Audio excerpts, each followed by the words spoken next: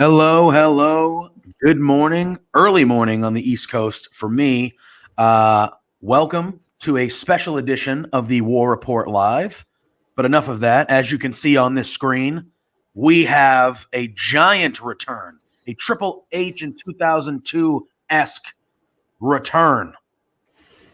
My buddy, the franchise, Matt, what is up, my brother? How the hell have you? Doing good. Had a little break, We all need a break sometimes, man. Just a little break. It was good for the soul. Just been watching the usual wrestling stuff, the NXT, the AEW, all that fun stuff. But yeah, man, I'm back. I'm good to go, ready to talk a bit of stuff about the two shows that have just gone and a stacked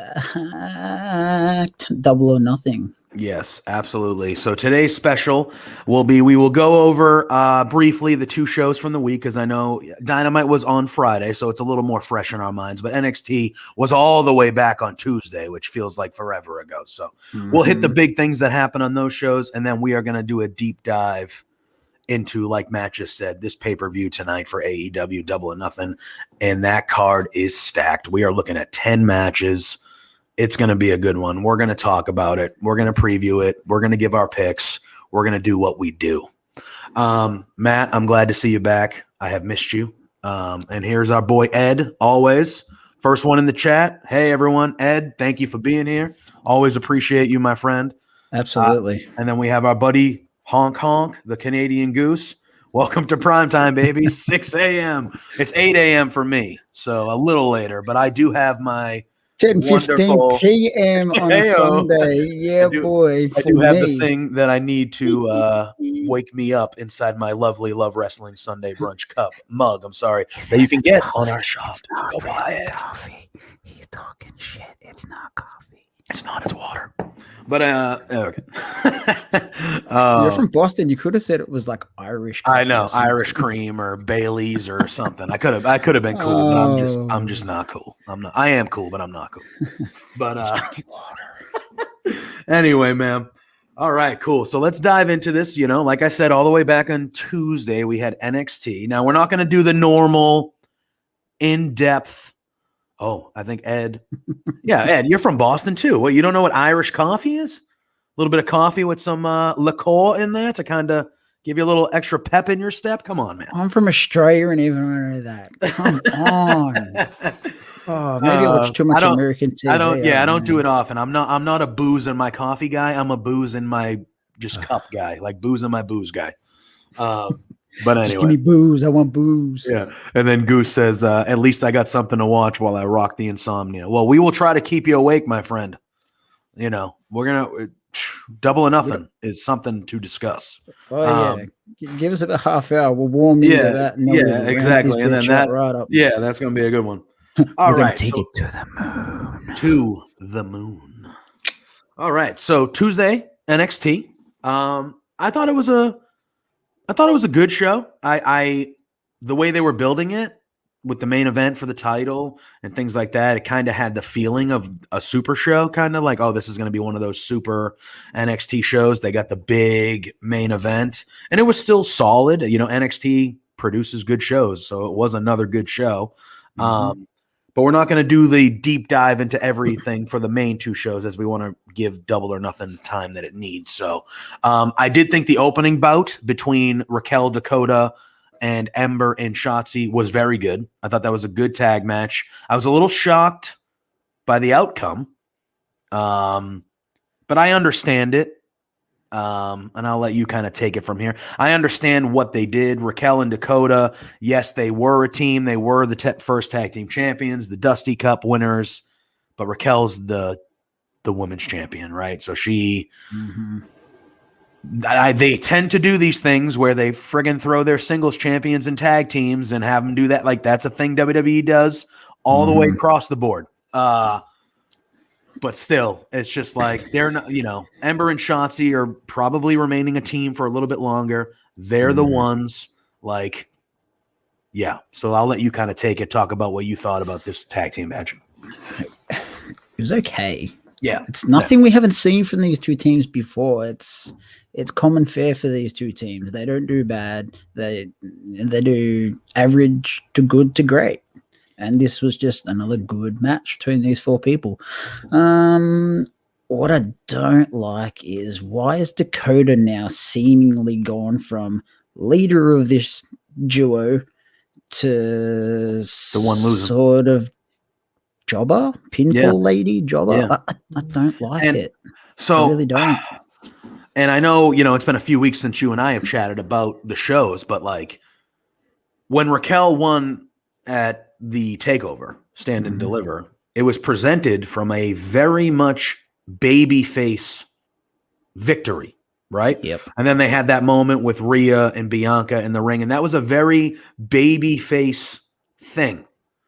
And ever since that, whenever Raquel comes out, that fake noise that they plug in is boos. And it is heel. It's a very heel thing that they're doing. And now with the way that Dakota and them they've been showing Dakota, because Dakota's taken they're making Raquel look as strong as they can, even when they lose. And they did in this match, Dakota gets the pinfall. She's the one that takes the pinfall. And then Raquel comes in and just destroys everyone.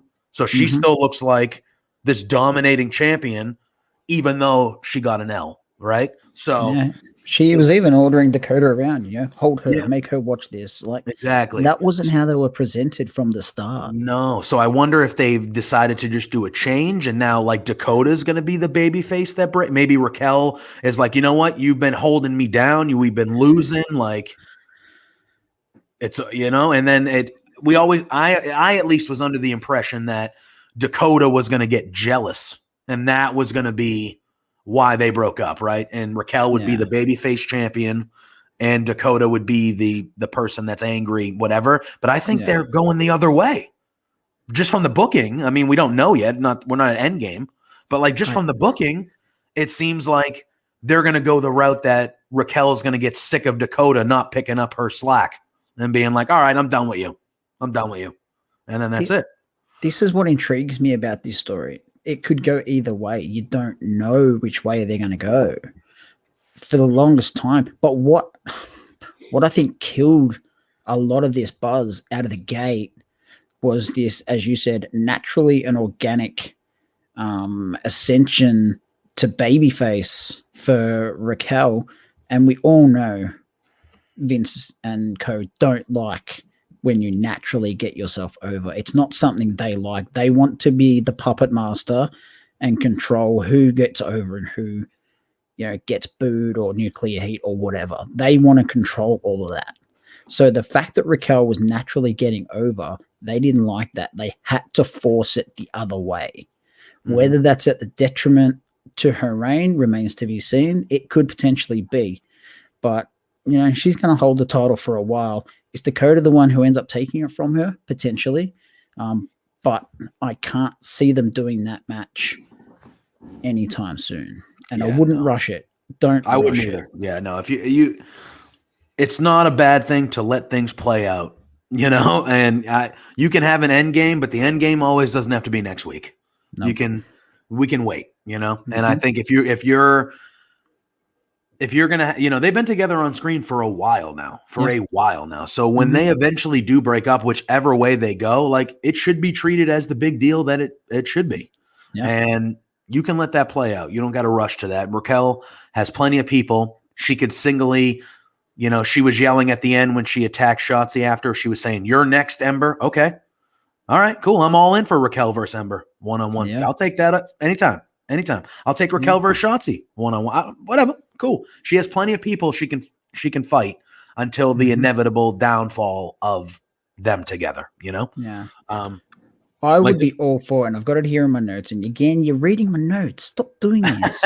We haven't been together for like 3 weeks. I know. We haven't seen each other for like 3 weeks, and it's Come on. Never miss a beat. I've got it right here. I'm all here for Raquel defending the title on TV against Shotzi, and then potentially in your house against Ember. Yep. Bring it on. Yeah, why not? It's going to be awesome. It's going to be good stuff. I'd like to welcome our friend Wrestling Plug Inc., my boy Johnny Studs. doing studly things. Thank you, my friend. Thanks for hopping on this early. I know you're on the East Coast with me. So on a Sunday, holiday Sunday, I don't usually see 8 a.m. What better faces to look at while I know, right? Jeez. Eating some breakfast and having some coffee. It is what it is. And I think Goose right here brings up a good point. He goes, I'm not trying to be confrontational, but how can you tell if someone is naturally getting over if all the crowd noise is piped in? That is true. That is true. They do have some fans there. They do have some fans there, which do help at NXT. They've at least had more fans than what we see on the main roster of WWE, where it's just all the screens.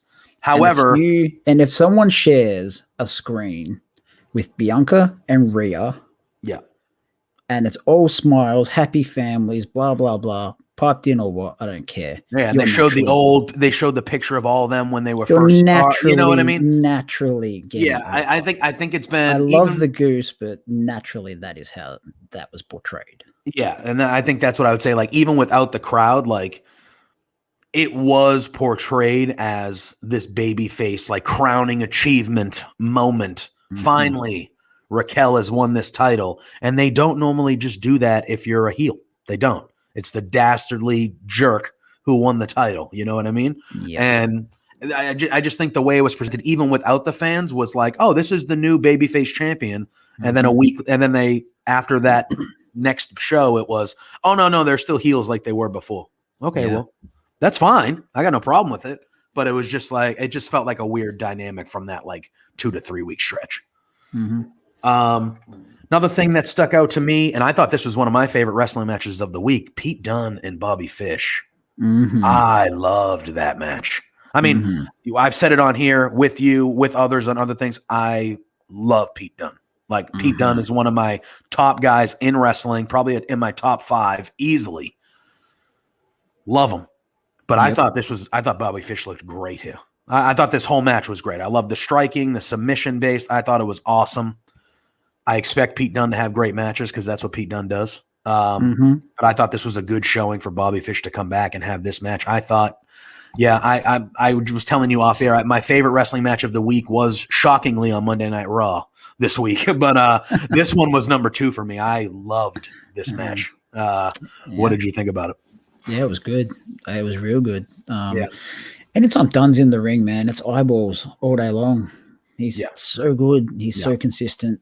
Just, he's found a way of mixing limb work with just sheer brutality. So he's like a mix of Zack Sabre Jr. and Shibata or any of those New Japan guys, and he just meshed them so well for North American television, and he's just must watch every time he's on the screen. Yeah, man. When Fish first came out, I'm like, oh, he looks a little, bigger than normal. Whatever. He's been out injured. Cool. I thought he was a little rusty, but I thought they worked the match, which sort of suited that sort of style perfectly. They made it into a semi-brawl, so it wasn't this mat classic. But all in all, this match ruled.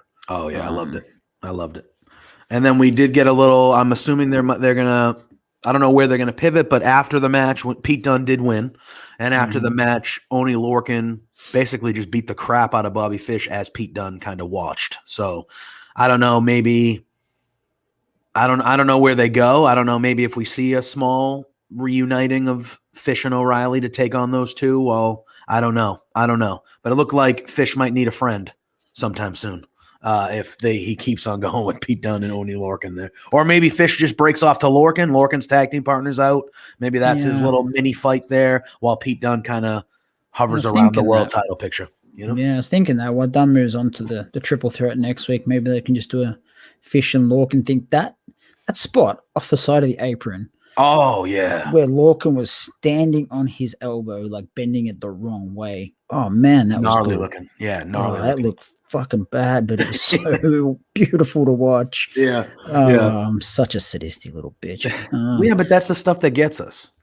The high spots and all the stuff, like, great. I love all that too, but like that gnarly stuff that looks like it really hurts, like that's where it's like, ooh, like just the way he was standing on his bicep and then just like putting like half his weight on the end of the arms Yeah. is sort of hanging there. It's like, oh, yeah, it's not meant to go that way. All right. This one we can hit on just quickly because I know you and I are big fans of Mercedes Martinez. Had a typical squash match, but it looks like they're going to be involving her with Tian Sha. It looks like that's the way they're going there. She cut a promo before the match, and you saw, I think they pronounce it Boa, right? Boa was kind of lurking in like a door frame, kind of watching her. And then after the match, when she was celebrating in the ring, when Mercedes won, the lights go out and they pop back on, and she had an X written on her hand. Foreshadowing to maybe a Xia Li confrontation or a match, which I'd be okay with that. I'd be very okay with that. I'm intrigued. I'm still intrigued by Tian Sha, that we haven't seen them on TV in a little bit. Since the whole, they popped on, but they haven't been a focus lately. Since the build that they, were on TV quite often. But I think if you're going to involve them with Mercedes Martinez, yeah, I'm okay with that. And I'm intrigued by that ensemble of Tian Sha in general. So your opinions on that, and intrigued like me, or 100% intrigued. Well, I didn't think we were going to get something so immediate after seeing Neo Anderson, Boa in the background after Mercedes Martinez's promo. But yeah, here for it. Like Tian Sha, they finished up with Casey and Caden Carter. That's done. Haven't seen them for about a month, so they had a break like I did. Now they've come back, going after Martinez. That's an elevation. Xia Li is good, and she can only benefit from being in the ring with someone like Mercedes. So yeah, I'm looking forward to what is going to happen moving forward. Whether I don't know, whether they end up having a TV match or this blows off in your house, I'm not sure. So we will see. But yeah, definitely intriguing. Yeah. Well, then we got it. We got the $1 million face-off with my man Cameron Grimes, and I love Cameron Grimes. We all know. I know. Well, you even said, before you break here, that he was starting to win you over. Yeah, so but then they went away from the vignettes and they went to this crap. Okay. Oh, you didn't like this? Did you not no. like this? Oh, okay. All right, we're gonna talk. No. I'll let you lead then. No, I did not. So all right. So Cameron Grimes comes out. First of all, again, I think Cameron Grimes was shown as a baby face here in this segment. Whereas he's naturally been a heel. Obviously a heel that everyone laughs at and likes, and he's funny and stuff like that. But he's been a heel the whole time. I thought in this segment, as we dive into it, he was 100% presented as the babyface again, as we talk about, All right. So he gets in the ring. He calls out DiBiase. DiBiase is there, music and all. Wonderful to see him. And Cameron Grimes asks him, like, hey, man, why you been embarrassing me? Why you been torturing me? Like, I looked up to you. I'm a big fan of yours. And DiBiase says, hey, I'm looking for someone to carry the $1 Million Man legacy, and he tells Grimes right to his face. He goes, and I think you got it. They get interrupted by LA Knight, who I thought was fantastic here. Always fantastic when he cuts a promo. I feel like he could do it in his sleep. He comes out. He tells DiBiase that, hey, don't pay attention to this guy. I'm the guy that you need to be focused on. And I don't think he's necessarily lying, but he's like, I'm the guy you need. I can carry that legacy. I'm the superstar here. I'm the real guy. Let me talk to you, as he says, and Grimes then gets a little bit more serious, and he gets in LA Knight's face and he goes, hey, this is $1 million face-off between me and him. You should leave or I'm going to kick your ass. And LA Knight's like, oh, and he attacks Grimes, and then he takes off. And the $1 Million Man standing over Grimes laid out just goes, you're never going to get it, kid, and does his laugh and kind of leaves. So I didn't think this was – I thought the vignette – I don't think this is the best thing they've done in this story with DiBiase. I've been a fan of the DiBiase stuff. I mean, it's just fun. You obviously clearly didn't like it, so I will let you go. I've stated I've enjoyed the vignettes in the jewelry store and a few other bit, the auction stuff, and yeah, that was all good. This was not. This was weird. Do you think if this was vignette based again, it would have been dramatically better? It depends on the setting. Like every Yeah. setting's been different. You've seen a jewelry store, a nightclub, an auction. It's all been different. The settings all been different. This was a different setting, granted, but Grimes had this sort of semi-seriousness about him. He wasn't joking around as normal. DiBiase comes out. They had this weird mutual respect between each other when they don't even know each other. I don't know. I would have preferred this to just be a really over-the-top cock measuring contest in regards to who has the bigger bank account, and I didn't get that. Yeah. And then LA Knight, I know he's good. He's talented in the ring. He's talented on the stick. I just am not interested. Yeah.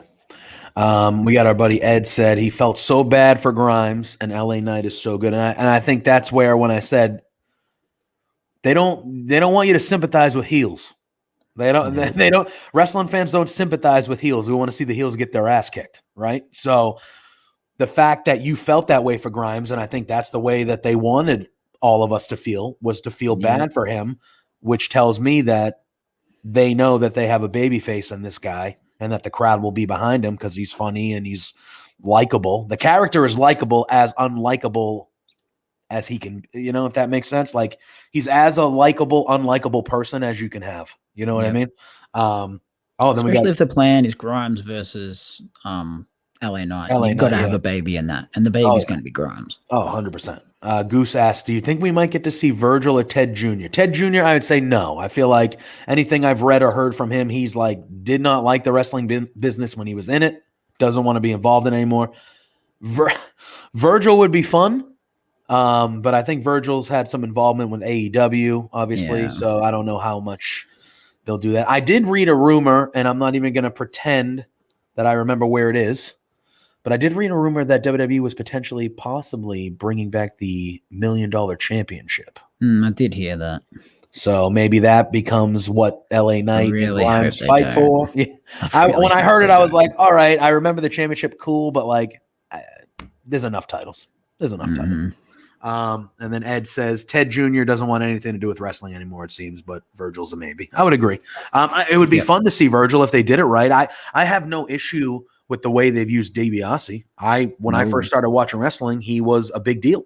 And he was in you saw him every show. He was in Money Incorporated, and then the earlier stuff, like, yeah, I'm all for them bringing back legends when it's presented this way to put somebody over or, to be involved with younger talent. Like, that's Come on. The man tried to buy the WWF championship. Yeah, exactly. So, yeah. Let's be serious. All right. We then get, not much to talk about of the match itself because it was a squash match, but we did get the debut, the premiere of Frankie Monet. I thought she looked great.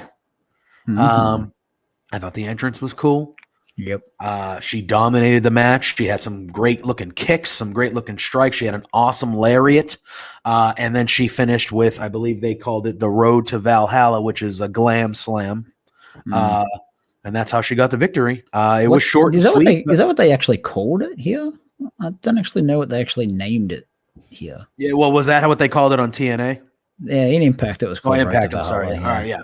So that's at least how I know it because of that. Yeah. So I don't even know if it's they a glam gave it slam. I didn't know if they gave it a new name. They didn't call it a glam slam. So what? Beth certainly made it known that it seemed familiar. Yeah, exactly. Yeah, Beth at the table. That looked familiar.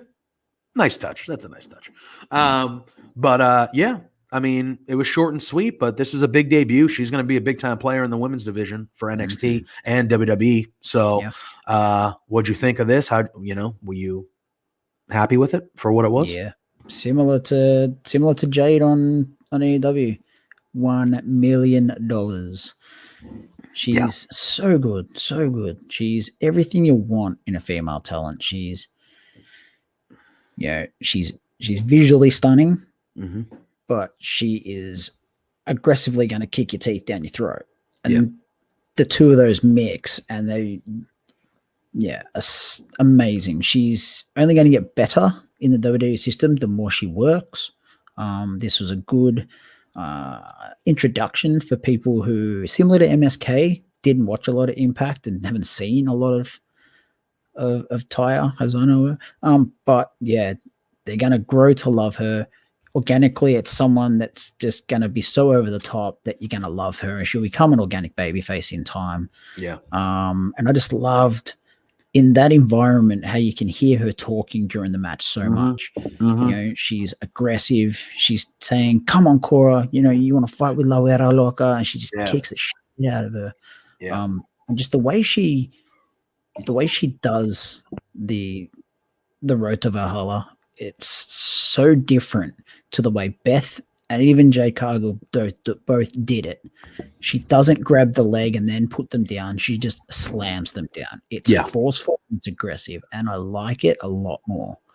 But yeah, she's only going to get better in the system. Further she goes, she's good now, but she's only going to get better. Oh yeah, 100%. Yeah, she. We don't hold the Impact title for 12 months plus. Yeah, beating people like Jordan Grace and all those talents throughout the way. If you're a mug. Oh yeah, and if you're telling me that somewhere down the line, granted it could be a little while down the line, but that we're gonna get her versus Raquel for that title at some point, like, yeah, okay, I'm all in, and we're gonna get her versus Raquel, her versus Dakota, we're getting it all. Ember, Candice, Shirai. We're gonna get it all. Yeah, and I'm here for it all. Yeah, it's gonna be good. We then get Bronson Reed. He was talking about, his 14-year journey to become North American champion and the ups and downs. And he mentioned his wife again and things like that, cutting a good little babyface promo.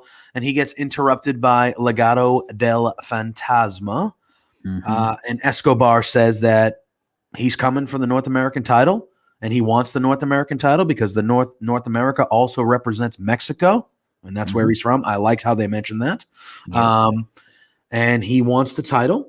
And they try to surround the ring and kind of get an advantage over Bronson Reed. And then MSK kind of pops in to even the odds. So maybe we'll get a 6-man tag. I don't know. Did they officially announce a 6-man tag for next week? I don't know. The tag title matches next week. Oh, that's right. Yeah. So maybe down the line we see a 6-man tag with these 6 guys. Who knows? But maybe. Yeah, I thought, again, I'm a big fan. I was glad Bronson Reed got that big victory. I want to see a good title reign for him. I want him to fight a bunch of different guys. I want him and Escobar, if that's where they're going, great. Cool. I like the little guy, big guy dynamic, especially when you get a big guy that can do some good stuff. Yeah. And we saw it with Gargano. Like, Bronson Reed can do some good, agile stuff for a big guy. So him matching up with little guys like that's just fun, exciting matches. I'm all for that. Not a huge fan of how Escobar he's lost like his last 2 or 3 matches, especially like for titles.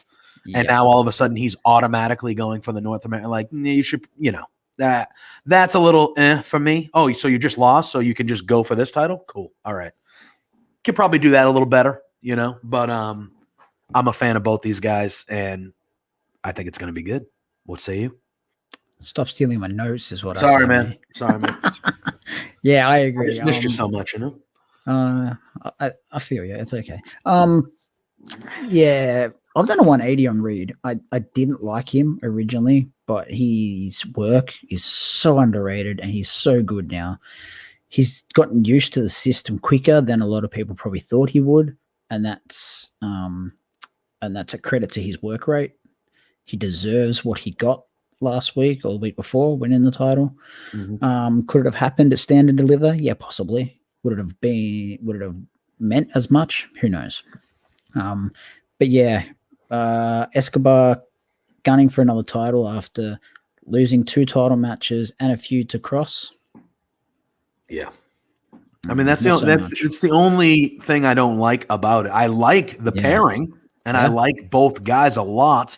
Yep. But the last 2 times, 3 times that Escobar has been in a big time match, he's lost. Yeah. So why is he all of a sudden hurdling over people? Yeah. Like, why isn't Swerve Scott going for that? Or why isn't people that have been on the upswing getting title shots? This is the big difference between NXT, which some people still see as developmental, and AEW having the 2 YouTube shows. If Escobar was over the other side, he could lose the match to Cross and then the feud to Kushida, and then he could just build up on the on the darks and the elevations, get his wins up, and then he comes into a title match and no one thinks about it. Yeah. See, in NXT, you've got one show per week that is always front of mind, and people like us, we like the pairing. We just maybe think, could they have made Escobar, build him up a bit more, get him back up there? But it is what it is. It's how WWE have always done it. Yeah.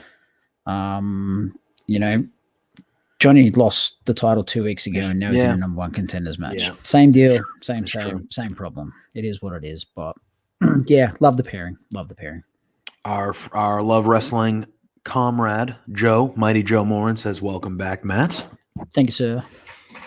Yeah, and we're going to talk about it because the next little thing they showed was William Regal did announce next week there will be a triple threat match, and the winner will go on to face Karrion Kross for the NXT heavyweight title at TakeOver in your house.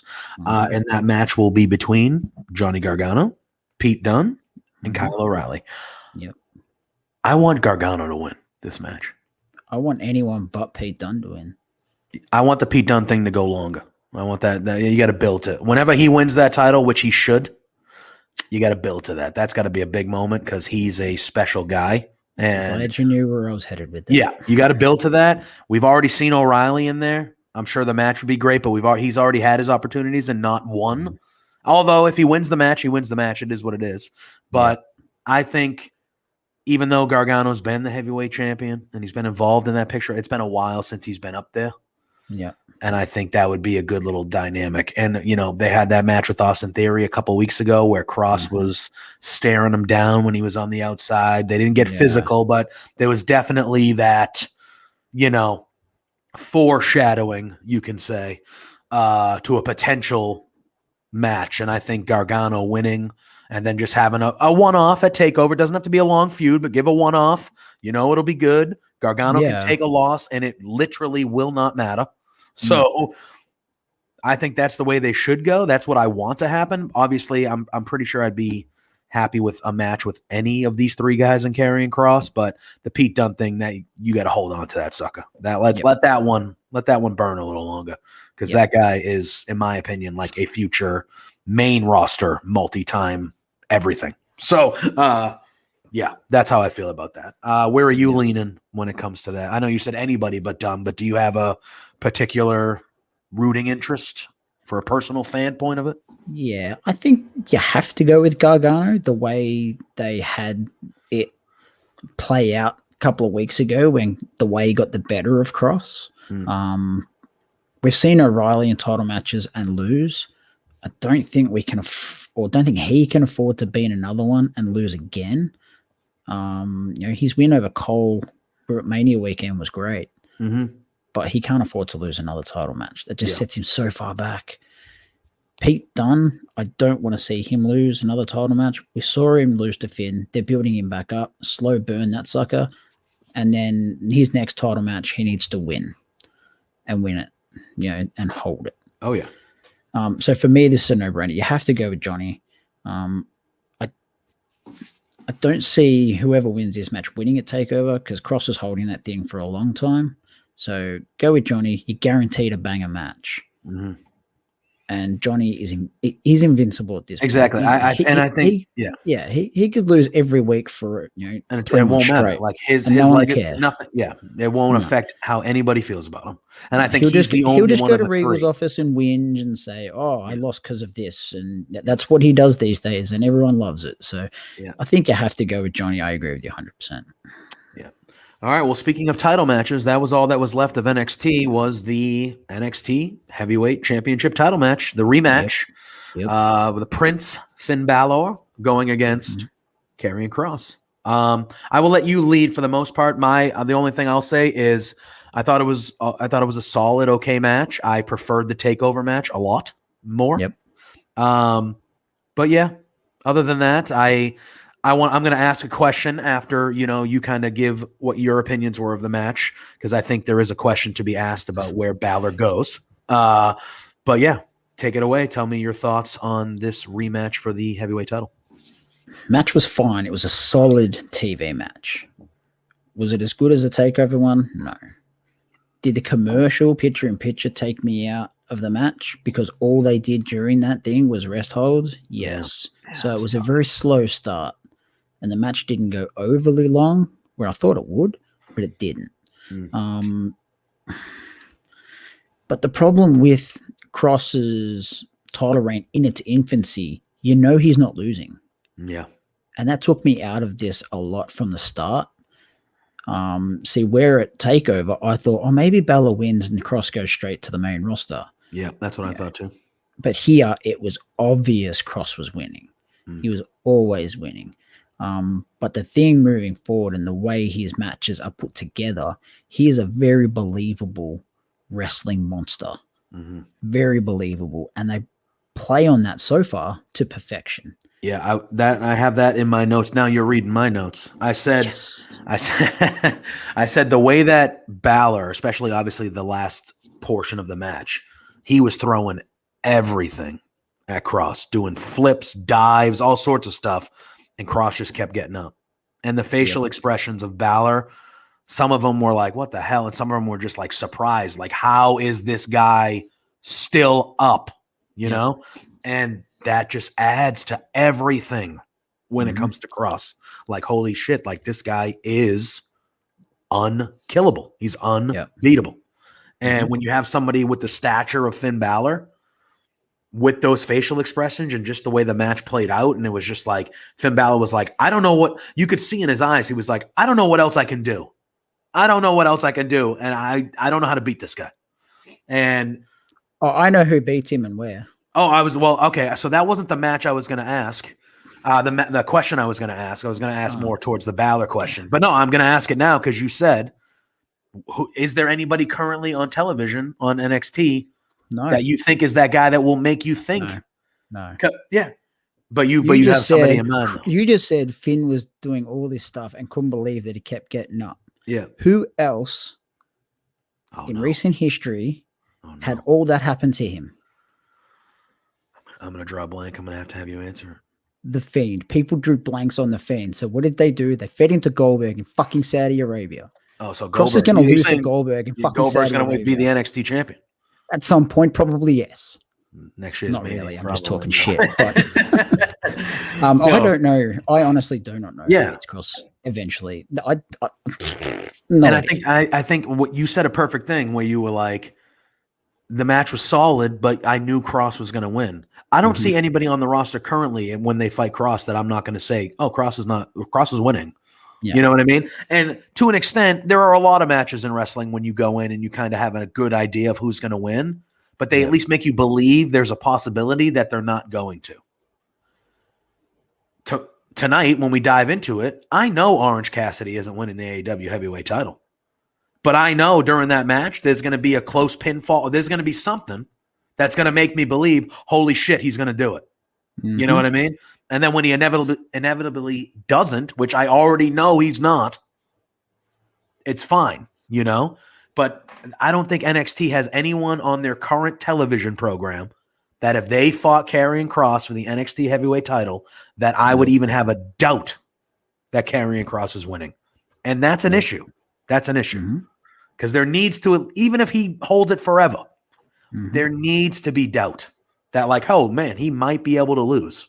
He might lose. There was a little bit of it with the Finn Balor at the takeover, but I think that wasn't even doubt because of the match. That was doubt because you and I and others thought that Kross could go straight to the main roster because he seems like a guy Vince would be like, yep, I'll take him, please. You know, so. And I said this when Mania weekend was upon us. I said NXT, Triple H are potentially booking themselves into a corner by giving him the title back. They potentially dodged a bullet when he got injured and he had to vacate it. Why give it straight back to him? If they wanted to send him to the main roster, do it then. Yeah. Now they're in a position where they're going to have to get the title off him, or they're going to have to do what they did with Asuka. They could do what they did with Asuka. I'd be happy with that. They'd be fine. Yeah. Just don't mistreat him on the roster, main roster, like they did with Asuka. Exactly. But the only person I would believably think that stood a chance to take the title off him would be if Pete Dunne challenged him in about 6 months. Yeah. When Pete Dunne has just run through everybody. Yeah, or not even that. Once there's a period of time, Yeah. I don't think Cross is losing it, potentially probably before the end of the year. So you potentially the next time I get fully invested in a Cross title match ended in your house. What a dickhead. At a takeover, will probably be Mania weekend next year. Yeah. Because that is when I will actually think, holy crap, he might lose. Yeah. And the two names that I had thrown at me the other day, one was Pete Dunne. The other one was a left field option, and I really thought it was a good one. I just don't know how far away he is Parker Bordeaux. I don't know how far away he is. He would be the only one physically that would make you think, has the look wow. Yeah. But wrestling ability-wise, I think Pete Dunne has to be the one. Yeah. Has to be the one. I think he's the only guy on the show that, to me, has that believability factor. Yeah. Because he's a savage. He's a savage. He's a badass. So, like, if he's in there, I have as much believability that he's going to be able to take everything that Cross has and still be standing too. You know what I mean? So they have that dynamic where they both just won't let up or won't die. You know what I mean? Yeah. And I think Cross is one of those people, a bit like Lesnar, who works infinitely better with smaller men. His matches with Balor were infinitely better. And even his match with Austin Theory was quite good. Yeah. Infinitely better than his takeover match with Keith Lee, which sucked. Yeah, not good. So not good. It is what it is. Yeah. All right. And that was NXT from on Tuesday. I just touch on one more thing from NXT, please? Yeah. I said, and I don't know if this show made it to the YouTube or whether it was the show that got lost in technology limbo. We did have the one bad. Yeah. There was one that got stuck in technology limbo. I can't remember if it was that show or not, but I remember saying that once Swerve Scott was finished with Leon Ruff, he deserves to be pushed and put to the upper echelon of NXT. Did I not say that to you, sir? Oh, you did. Oh, you're welcome, Triple H. Yeah. Hit Row is amazing. Yeah, I should have wrote in my notes to ask you about them. I know they weren't featured that well, but they are good. That is a group. Yes.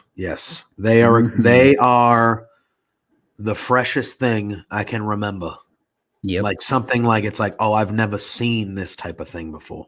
Yep. Different. So good. And the dynamic of the group, all four of them together, they can all talk. They all, and the big guy was a top dollar. Yeah. He's very green in the ring, but even in that tag match, the few moves they had him do, he looked good. He looked dominating. Yep. Swerve is next level. Yeah. Adonis is good. Ashanti's so good, man. Yeah. And then what do they call the girl? B-Rab? I can't remember her name. Yeah, I know it's B. It's B something. Yeah, so I apologize, but I'll call her B. Yeah. Even she can talk. I don't know if she's a wrestler. I don't know if she's just going to kind of be. I don't know if she's a wrestler. I honestly don't know.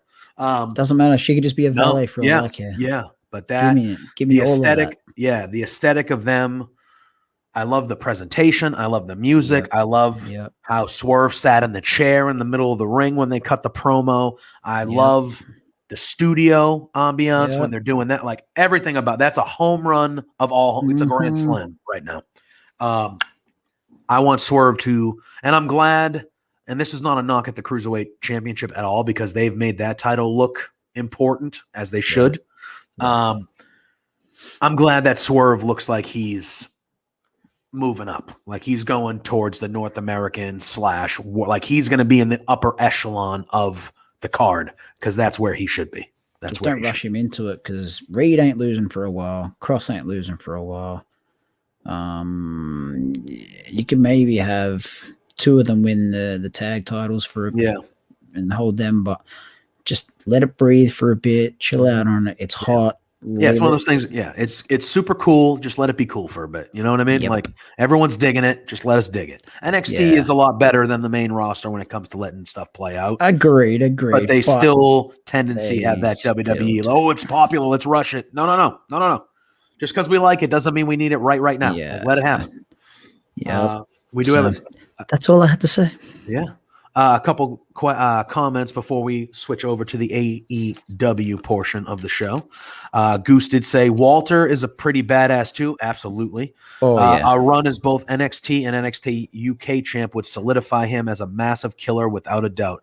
100% love Walter. I just think he has expressed that he has no ambition of working full-time in the US, at least as of right now. So I think he'll be popping over every Mania weekend like he has been the last 2 or 3 years. Maybe even SummerSlam weekend. Yeah, maybe even a SummerSlam. He was at Survivor Series, even though they made him look like a friggin' idiot.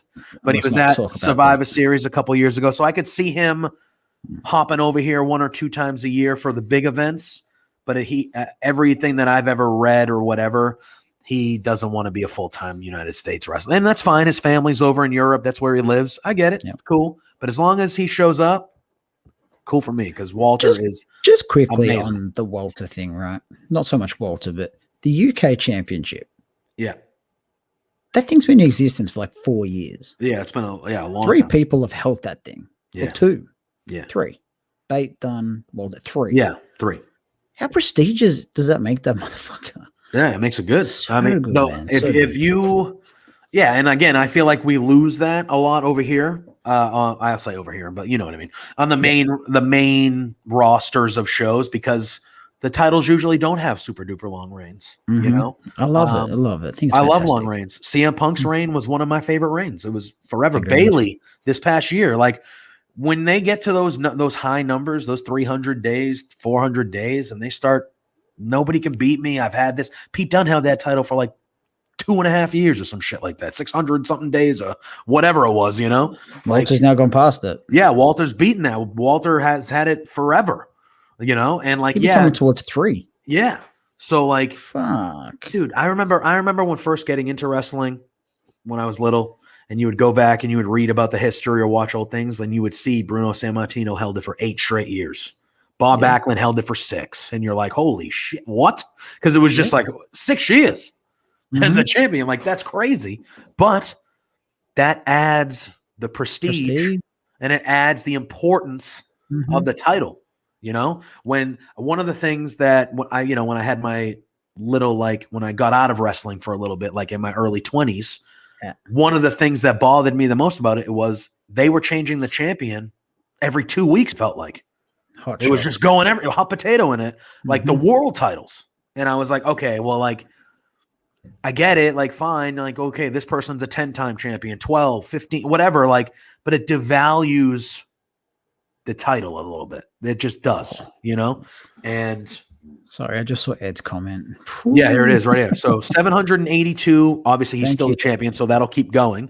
For Walter, 685 days for Dunn, and 125, which 125 is pretty good. That's 4 months. That's a pretty decent, you know? Yeah, but he was the first champion then, so it didn't have that long legacy then. But yeah, so that title's it's like that title's been around for 4 or 5 years, and it's had 3 champions.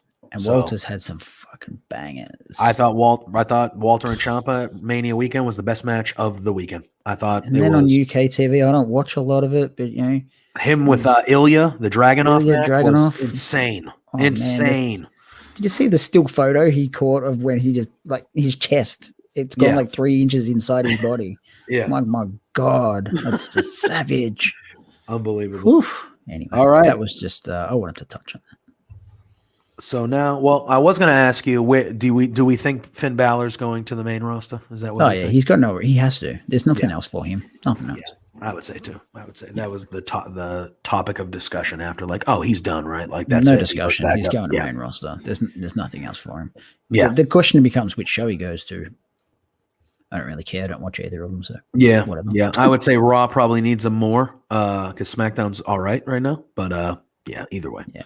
Although I am interested to see where this version of Bella sits in the pecking order on the main roster. Well, I think I know he had done an interview with Ryan Satin on his podcast, and they talked about the Demon a little bit. And he's like, oh, I still think the Demon has legs. And I don't disagree. I do. But, like, if you're going up, I keep that Demon away for a while. Like, you just be the Prince. Just be this Finn Balor on the main roster and just be who you've been in NXT.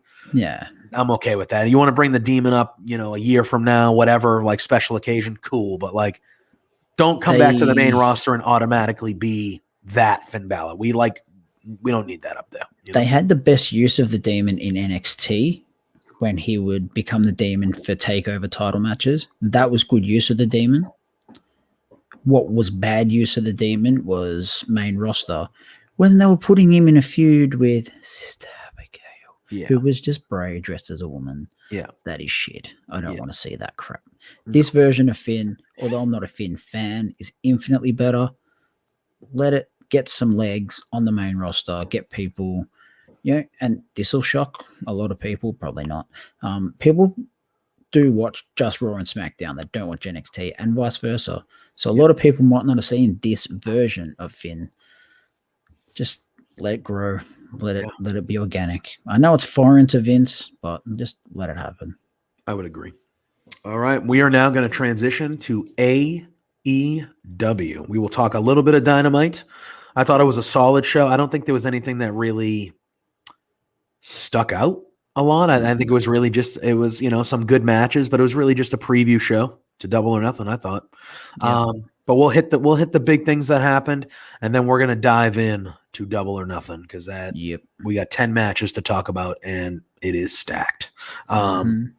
So first and foremost, full crowd, wonderful. Yep, wonderful.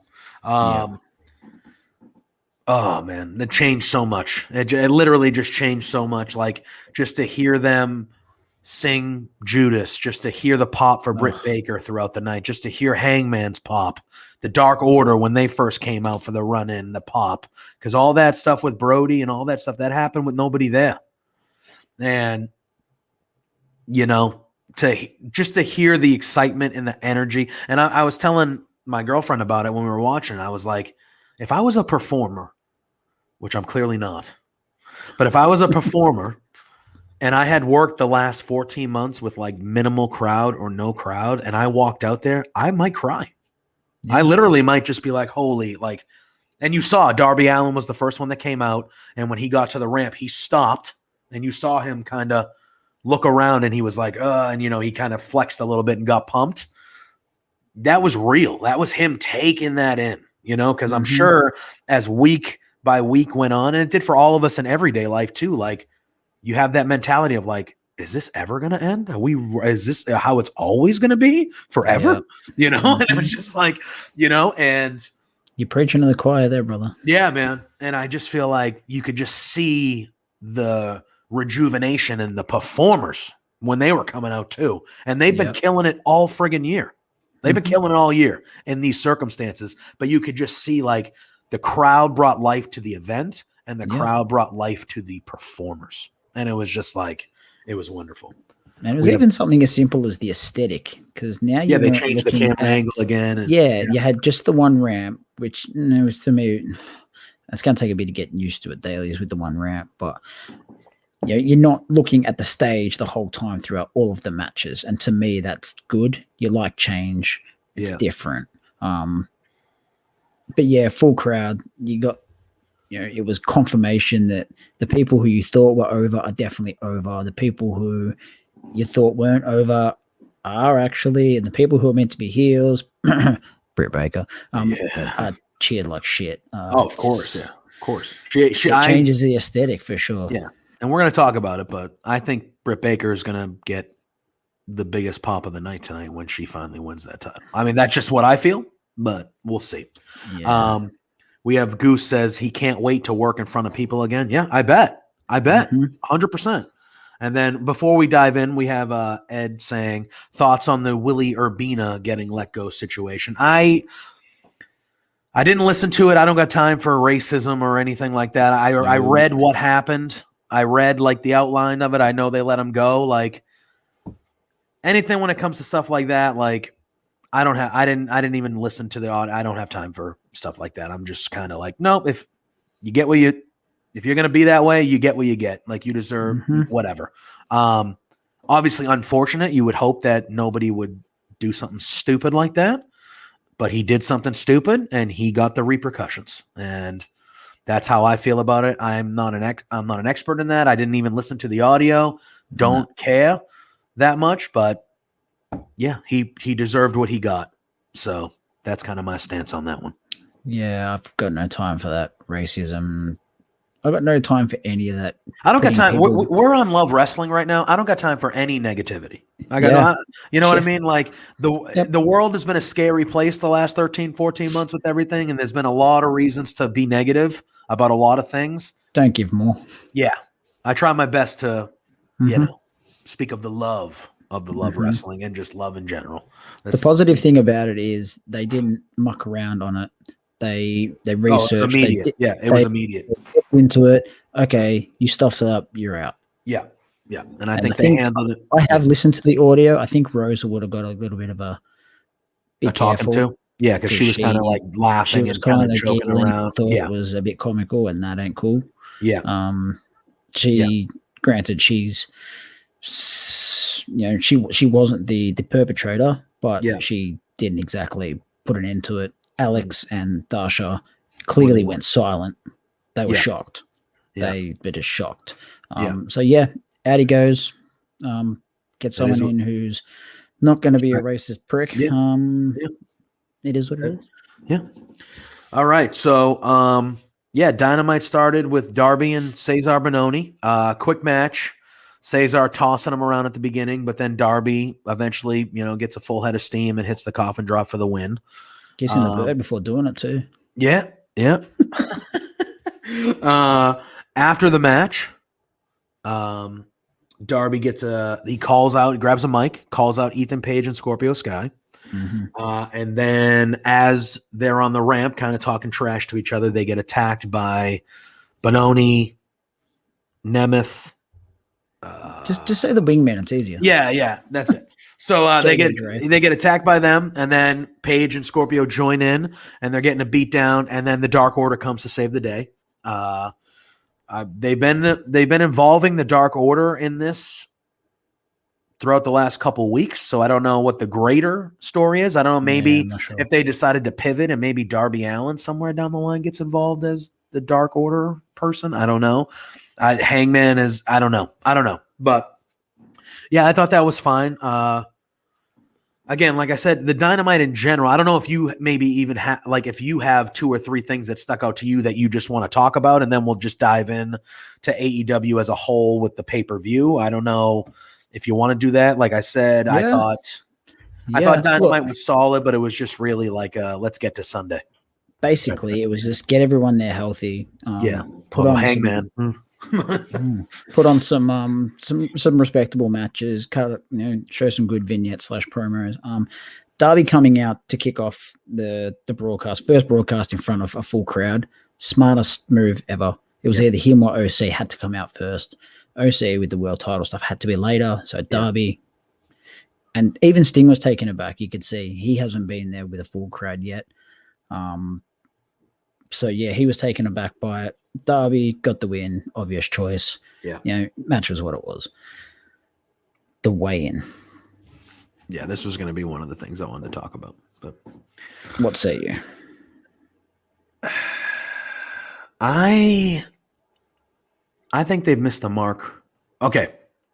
I think they've missed the mark with parts of this program. Yes, and that's why. So I'm an American, and the whole whatever.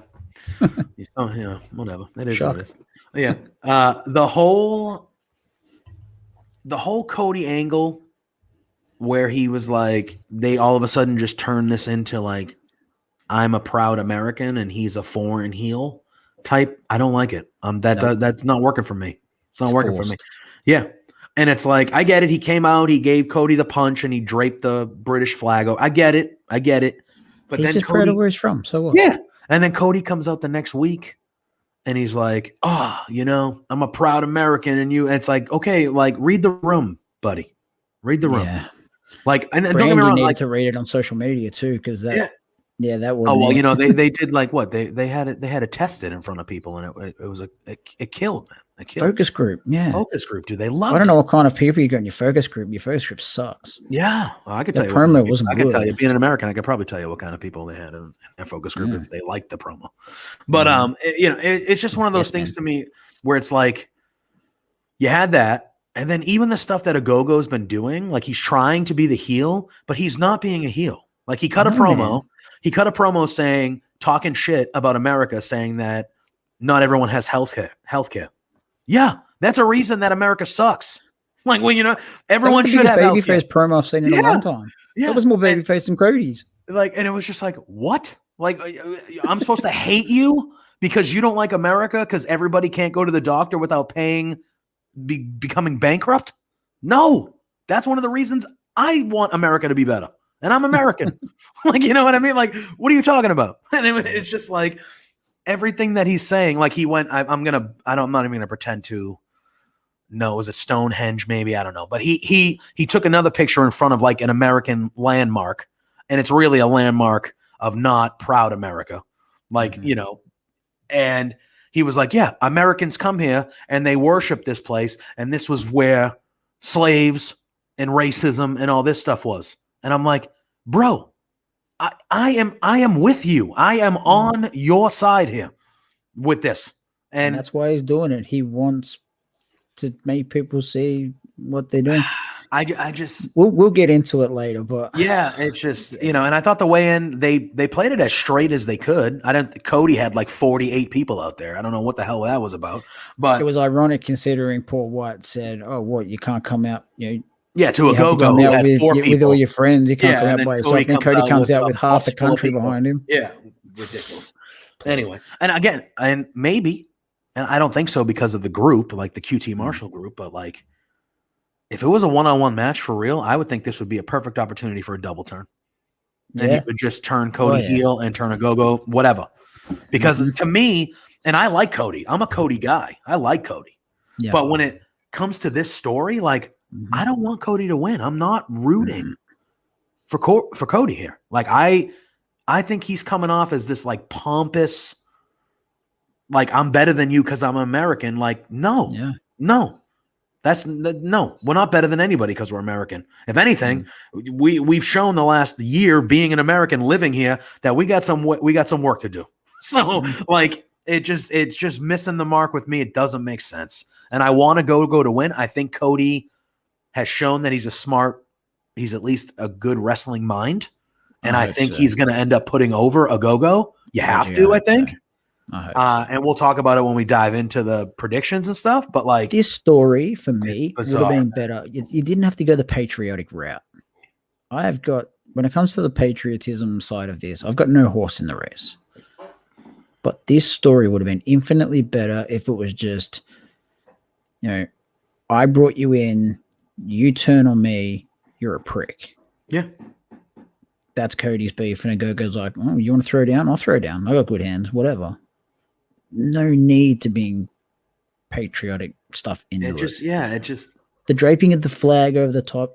That just can be his thing. It doesn't have to be because he's British. It's got nothing. To, whatever. But it's just we'll get into it later. But yeah, and we have. I'm sorry if I don't pronounce this right, but I'm going to say Big Ben is angry. That's what I'm going to say. Big Ben is angry. Oh, Big Ben is angry. Come on, man, bro. It's freaking 9 a.m., bro. I haven't had coffee. I'm sorry. This is why you're back. This is why you're back. But my question is, why is Big Ben angry? Well, I think he's angry. Well, although he says he's pumped about the 37 new Cody figures they announced yesterday. We needed a snowboarding Cody. That I think he laughed at me absolutely butchering his name. It's fine. Yep. I deserve it. And then he said, Big Bennis is what Ron Funches calls me. Funny enough. Well, there you go. So thank you. I knew I was onto something. But anyway, thanks for joining. Appreciate you being here, my friend. Absolutely. All right. So then we had that little opening segment there. I want to skip ahead because I thought after the weigh-in there was just nothing crazy. I did want to talk about not the match in general, but Hangman did good pop. Yeah, Hangman got the good pop as expected. I did think that either him or Darby would be the first one out. Like those were the two that I thought would be. Yeah, they're going to be the open of the show because we know we're getting the good pops. I thought his match with Janela was solid, but the aftermath was, I thought, pretty good. It was typical Taz standing up from the announce table saying, "Oh, blah blah blah, we're going to kick your ass." He calls out Brian Cage. I do love. Oh, our buddy Josh Robinson just popped in. Hello, Josh. Good to see you. Hello, Josh. Glad for joining. Thank you. I thought Hangman calling out Taz and being like, "Oh, I know this is the shtick. You're going to start talking to me, and then your people are going to attack me." And he turns around and he goes, "Oh, there they are." And you see Hook and all these people. And then he gets in Brian Cage's face and he says, "Hey, you all, you're a big guy. Like, you beat me. Like, you need all these assholes here. Like, I want you one-on-one." Yep. And Brian Cage says, "Fine. You don't want anyone around me? All right, Sunday. It's just you and me." Mm-hmm. I thought that was good. I'm looking forward to this match. I think this match is potential show stealer on Sunday. Well, I mean, Sunday tonight. Duh. We'll dive into it. But Adam Page was bleeding. Yeah. I didn't even know where it happened. He did a move, went out for the buckshot, and he was just bleeding from his head. And I was just like, he hit the pop-up powerbomb and then went for the buckshot, and then all of a sudden he's like bleeding from the head. I was like, what the hell happened? Yeah. I don't know. It's like he caught a stray elbow in the powerbomb or something. So yeah. I don't know if this is for me, I'm assuming. But it says, "Anyone ever tell you resemble the Blue Meanie?" It's crazy. Well, thank you. I'll take it. I met him a couple times. Super nice guy. Super duper nice guy. So you do resemble him. That's nice. Do I? You know, very nice guy. Little known fact. When I was doing backyard wrestling, when I was like in 7th or 8th grade, I had one of my characters' name was the Red Meanie, and I wore a belly shirt because I'm fat. So I wore a belly shirt. I wore the same shtick. I was just red instead of blue. Bad. Oh, we're 13-year-olds, man. We do what we do. But So I just wanted to bring that up because I know obviously 2 days before a pay-per-view, and I'm sure Hangman got a couple stitches and he's fine. Yeah. But 2 days before a pay-per-view, especially when you have one of the, better built matches man. And he was like, when he was cutting that promo, it was just like draping his face with blood, just dripping down. So it was different. Yeah. I thought we got a pretty good promo from Mox and Kingston. They were burying the shoes of the Young Bucks. Mox, I love how Mox was like, championships and belts are important to me, and I want those titles. Yep. And it's like, love it. Yep. Like, I just love when people tell the truth and they're just like, yeah, dude, championships are important. I want to win championships. That's what I want. Just shows you how high regard those tag titles are shown. Yeah, 100%. And then Kingston says that that Moxley and him, they've been underdogs their whole life. They speak for the underdogs. And they said this Sunday they're winning the tag titles, and the Young Bucks are going to run away and quit because that's what they do when they lose. Mm-hmm. Short and sweet. Thought it was good. Big fan of Moxley and Kingston. Huge fan of them together. Looking forward to that match tremendously. I want to see how the dynamic of the match goes and what kind of match it'll be, which we'll dive into, obviously. Anything else that stuck out to you? Britt Baker, obviously, I thought she had a little good promo there where they presented a new AEW Women's Championship to Shida. A bigger, yes. It was a bigger one. It has that gold and gray scheme that the heavyweight championship has. Same design with like the big belt and the big plate and then the smaller ones. Could have made it more rounded instead of oval. Yeah. So they kept the oval kind of design. They just made it significantly bigger and more along this color scheme of the heavyweight title. New title for a new champion. Yeah, that's why they did it. Yeah, that's why. Win it early. But Britt Baker, Shida was cutting a promo saying when she won the title, there were no fans there, but now all the fans were there. She got a good pop. She said that the title was for them and things like that. And then Britt Baker came out and she basically said, she congratulated Shida, which I've liked on this. She's done this a couple times, and I've liked that she's actually like she's a shithead heel, but I like how she's been real a few times, and she's been like, "Hey, you held that title bad for people can appreciate what we've been through the last 8 months." And I did love the fact that she was like, "Hey, I'm here to congratulate you. I'm here to be nice. I'm not going to fight." She's like, "I'm here to congratulate you. Like, you held the title during arguably the toughest time in the history of professional wrestling, and you carried it.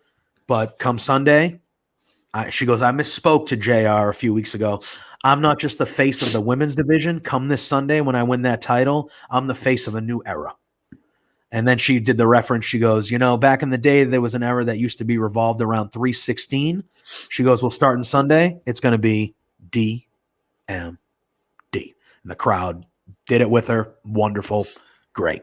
Britt Baker's a star. You can just see and it's been happening for a while now. Everyone's been talking about it, but the confidence in her is just off the charts. Like, she walks out there, she knows she's the shit. She knows everyone's excited to see her, and she just eats it up and just does her thing. And it's just so good week after week after week. And we're going to get that moment tonight. And that moment, I think, is going to be the moment of this show tonight in general. That's what I think. But when AEW was formed, wasn't she only signed because of who her boyfriend was? Well, she was the first signed female. Yeah, but didn't they only sign her because she was? Yeah, that's what everyone Adam said, right? Cole's Yeah, she girlfriend? can't go. She's a dentist. She can't wrestle. Yeah. It's only because she's Adam Cole's girl. Oh, okay. Who's more prominent on television right now, Adam Cole or Britt Baker? And she only works part-time as a wrestler? Unbelievable. My God, she's good. So good, dude. What I thought she was going to say is not only she was going to be the face of the women's division, I thought she was going to say she was going to be the face of AEW, because that's really how I view her. I view her as the top person I look forward to seeing every Wednesday. Like, I want to see her. She's my number one. So I feel so sorry for Shida. I do too. She has been champion for a year. Other than the Thunder Rosa match, which was just a match that was put together to great people, she hasn't really had a feud for the title throughout this whole reign. She's had no fans throughout her whole reign, or minimal fans. And then now that they're going to have full crowd back, it is completely obvious that she's not winning. I feel so sorry for this woman. Yeah, it's unfortunate. But I think that's part of the reason why Britt is saying some of the things that she's saying. You know, she's saying like, "Hey, they value her to no end." Backstage, I guarantee you, she is loved by everybody. Oh yeah, and it's true though. She did carry that title. Yeah, and she did carry that title and that division during a real, a weird, tough year. And I do like how the commentators and Britt herself, even being the heel, have gone out of their way to appreciate. Yeah. Are you telling me Britt Baker, the heel, came out and spoke facts? Yeah, that's what they do. That's what they do. Oh, man. I did think before we round up the end of the show, because we will obviously talk about the Inner Circle promo to end it, because that's what ended the show.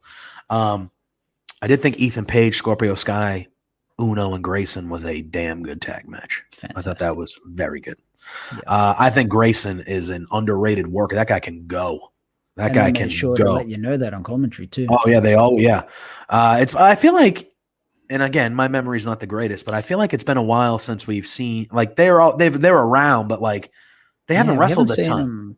No, even on Dark and stuff, they wrestle in weird combinations. The Dark Order, it's odd. I don't know. Maybe Grayson. I think Grayson might have had something niggly for a little bit, because Uno was wrestling with Cabana and all sorts of weird shit. But yeah, that pairing together, and that group as a whole has undergone the biggest transformation from the start of when they first came in to now. They're baby faces forever. They can't be any other way. Yeah, and we'll get to Sky and Page when we get to the Double or Nothing talk. But anyone who questioned why Ethan Page would go from Impact to AEW and be in a tag team, well, I got some stuff to say to you. Oh, well, all right. Well, we're getting there. Mm-hmm. Our friend LJ says, Britt is truly the best thing going on AEW. They really need to give the women more TV time. I agree with both of those sentiments. I do think, I feel like they've done a better job recently, but it's still an issue. But there were Dynamite shows where the women were getting no time. Like, they weren't even involved besides a promo, so at least it's gotten a little better. I do think once Britt wins that title, it'll be a little different, because they're going to focus. Her and Rosa have been the Thunder. They were far out. Gee, that match is. Britt and Thunder have been the focal point of the women's division while Shida was champion. Yeah. Yeah. So it makes sense for Britt to finally become the champion. Oh yeah. And then I would be shocked if once Britt becomes the champion, she's not having significant time every week. And like I think that's kind of the start of they know what they have in Britt Baker, and they know that they have a legitimate superstar. It's hard for me to gauge. Like, I have to go off people like yourself, and when they say the women aren't getting enough time, because over here in Australia, the only way, or the way I watch it, is the fight coverage, which doesn't have picture in picture. So the women's matches are the women's matches. So I personally don't get to see how much of the match is on screen compared to picture in picture. So for me, it's sort of hard. Yeah. But yes, the women do need infinitely more time. And by more time, I mean numerous matches on the flagship show. Yeah. And not talking 2-3 minute squashes. I'm okay if the champ comes out and squashes someone, that's cool.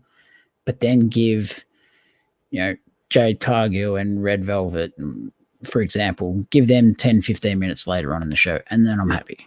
That's all I ask.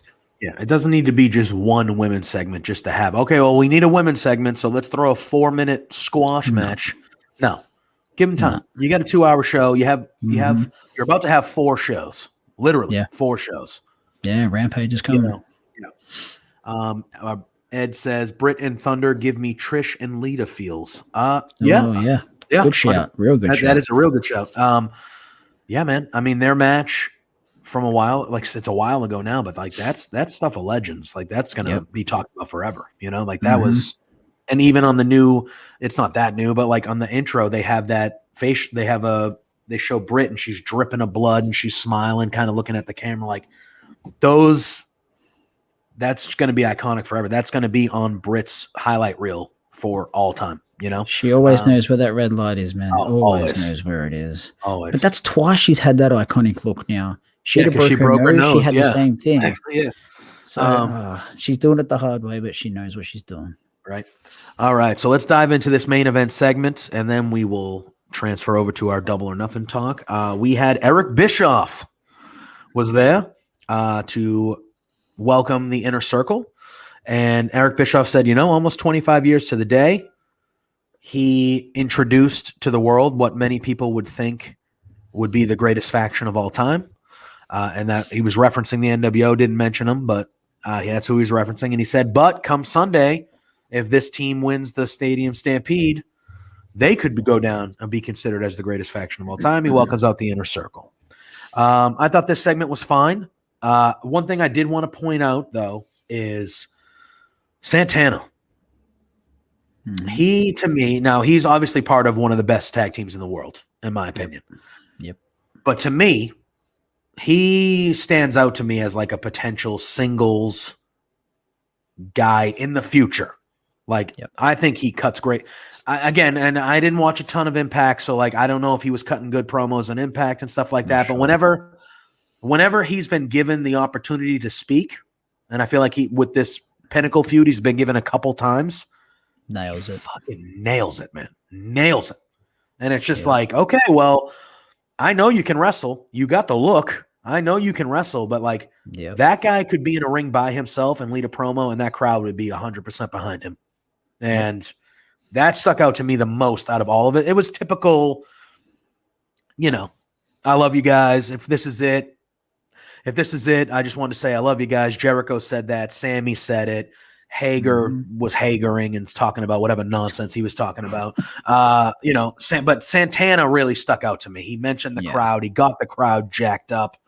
And then I loved Ortiz just going, hey, that was awesome, man. He just gives him the fist bump. He's like, hey, that was beautiful, man. Yeah, that was beautiful, man. He just gives him the fist bump. I thought that was hilarious. But yeah, I mean, what did you think about the first half, the Inner Circle promo in the ring before we get to how the show ended? It was fine. Yeah. It was what it had to be, because the way that the stipulation that they've given makes you think the Inner Circle is not going to lose. So here's the group in the ring. saying, "Oh, if this is the end, I love you guys. If this happened, we're not together anymore, then thanks for always having my back, blah blah blah, rah rah rah." And that's what this was designed to do, make you think that, oh shit, they might lose. So they're out here, thanking each other and everyone and blah blah blah. And that's fine. What was weird to me was showing a video package. Yeah. When more than three quarters of their history. Yeah, I know what you're going to say. Is them being heels. Yeah. So the video package was them beating up and doing whack shit to baby faces that people still love. Yeah. I thought the same thing. I thought the exact same thing. The crowd loved it. Oh, of course. They popped hard at the end of it. And, mission accomplished if that was the case. But, the first half of this was fun. Yeah. I thought so too. And then as they're doing a group hug after Jericho says that, hey guys, win or lose on Sunday, I just want y'all to know I love you. As they're doing a group hug, we see on the screen behind them, we have MJF and Wardlow. MJF is fake crying, saying like, oh, this is so nice, blah, blah, blah, blah, blah. Wardlow was hilarious. Yes, he says that he's excited for Stadium Stampede. He asks Wardlow, you excited? And Wardlow doesn't do a thing. But he goes, you excited? And Wardlow's like, yeah, I'm excited. I'm going to kill somebody. I'm going to kill somebody. Yep. And then you see that they have the Iceman himself, Dean Malenko, who was involved in a backstage segment with Jericho and MJF last week. They have him tied up to the goalpost. He ripped shirt, looked like he's been beaten down a little bit, which causes the Inner Circle to leave the ring and run to the football field to kind of meet the Pinnacle and fight. And as they're running there, you see FTR, Spears. They attack them from behind. And then we get a little bit of a brawl into the football field. And the gnarliest spot of this whole thing was FTR got both Santana and Ortiz. They were on a lifted, like where the seats start almost. And there were two tables on the ground. And they had each of them in a pile driver. And they jumped off through the tables with pile drivers.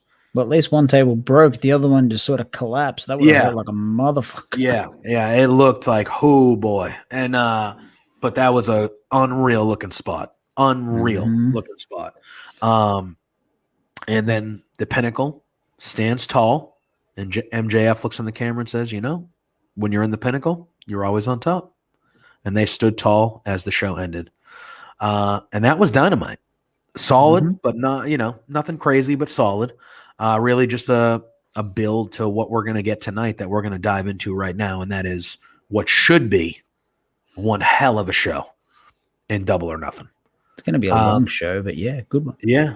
I mean, and this is where over here, us in the States, we have Memorial Day tomorrow. So a lot of us, I'm not going to say not me because I work in retail. So, some of us, the holidays don't matter. But, it's a holiday. So if you're going to, they kind of made the switch to Sundays the last couple shows. I really liked when they were doing the Saturdays. I really did. I thought that stuck out. It was different. WWE was Sundays, your Saturday. Cool. The last couple, 2 or 3, and this one tonight, Sundays. Okay. They have their 2 big shows on holiday weekends, like Double or Nothing is Memorial Day in the States. Yeah. And All Out is Labor Day. So I'm cool with Sunday shows when the Monday is kind of a holiday and not everyone's going to work. You can stay up a little later. Cool. But I do hope at some point, then they might not, but the Saturdays are kind of what I was digging. But yeah, that's what the UFC does well. Saturday night shows. Yeah. Suits everyone. Yeah, right. I think it does. Yeah, that's bizarre. But anyway, let's dive into Double or Nothing. So we will start with the pre-show, even though I think AEW does a really good – they don't make pre-shows feel like pre-shows. They make pre-shows feel like they're just part of the show. It's just starting a little early. The buy-in, thank you. The buy-in. Well, did they do a live buy-in last night, though? Was that part of the thing, too, though? I don't know. I don't know. I thought TNT last night they had like a half-hour buy-in special. What is TNT? I don't have this. TNT is Turner. It's a Turner network, which is where AEW is, and they're moving to TBS next year in the States. Another Turner network. Yes, those are the two Turner networks. Mm-hmm. So TBS and TNT. So you have the TNT title. Technically, that was named after a network. Basically, what's on Dynamite? TNT, I have no idea. Yeah, so Dynamite is on TNT. TNT title. That's how we roll. Yeah. All right. So on the pre-show, the buy-in, we will have Serena Deeb, which I think is actually on Facebook, YouTube, by the way. Is it on YouTube? I think so. All right, cool.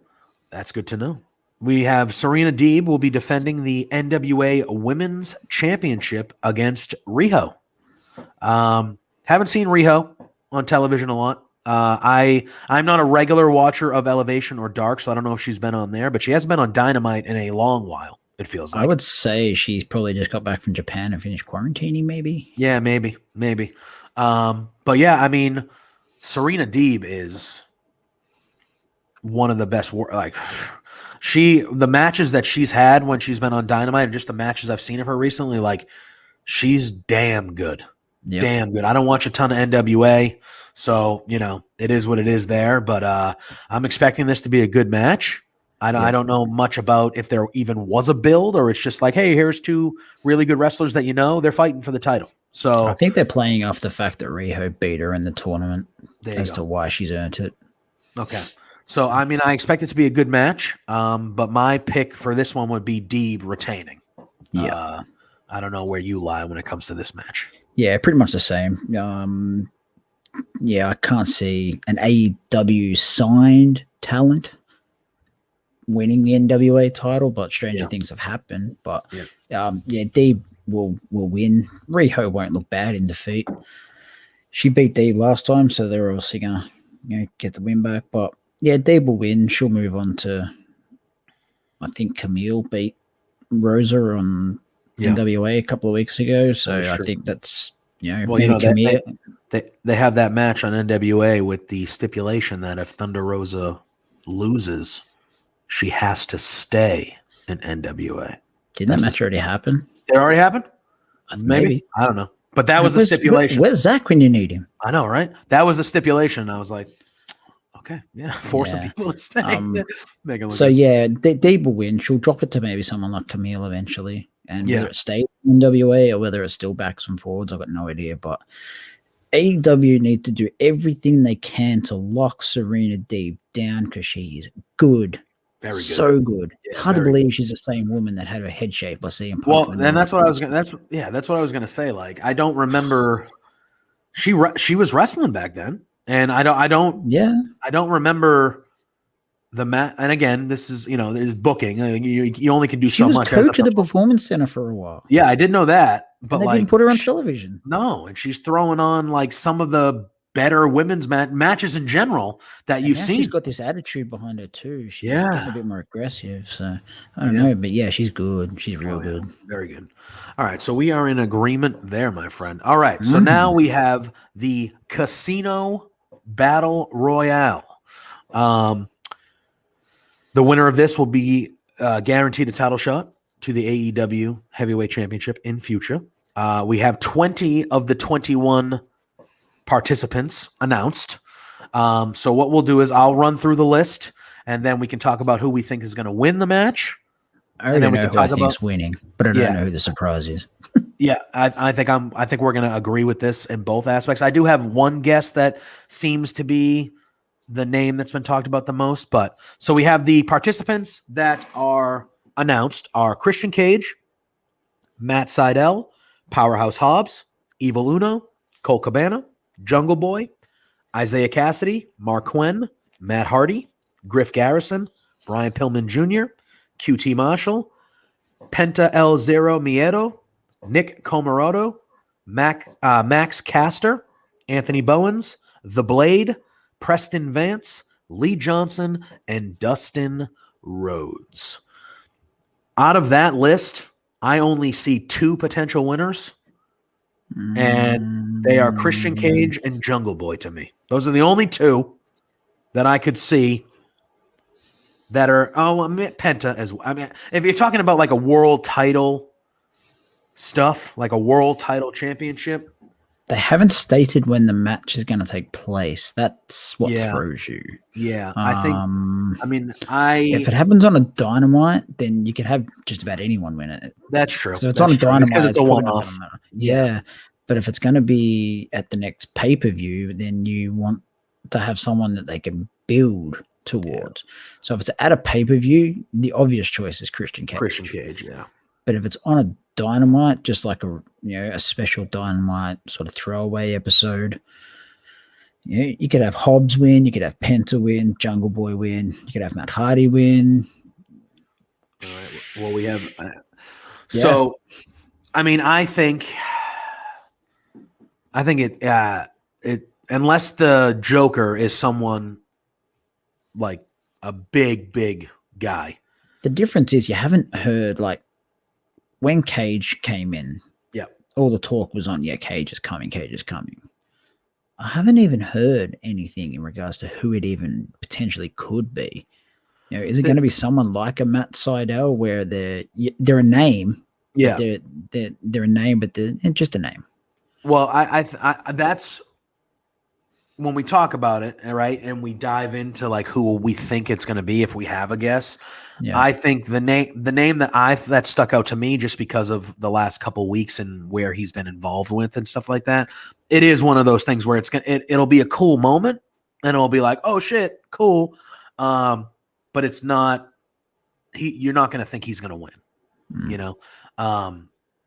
Well, we have Ed right here who says, any chance Andrade is the Joker?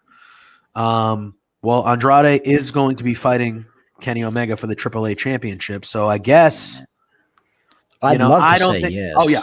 Oh, I would love to say yes. I'd love to say yes to Andrade, Daniel Bryan. There are big names out there that are free agents. I don't think it's going to be that level though. I don't think this one's going to be at that level. My pick to win the Battle Royal is Christian Cage. I think it's an easy way for him to get a title match.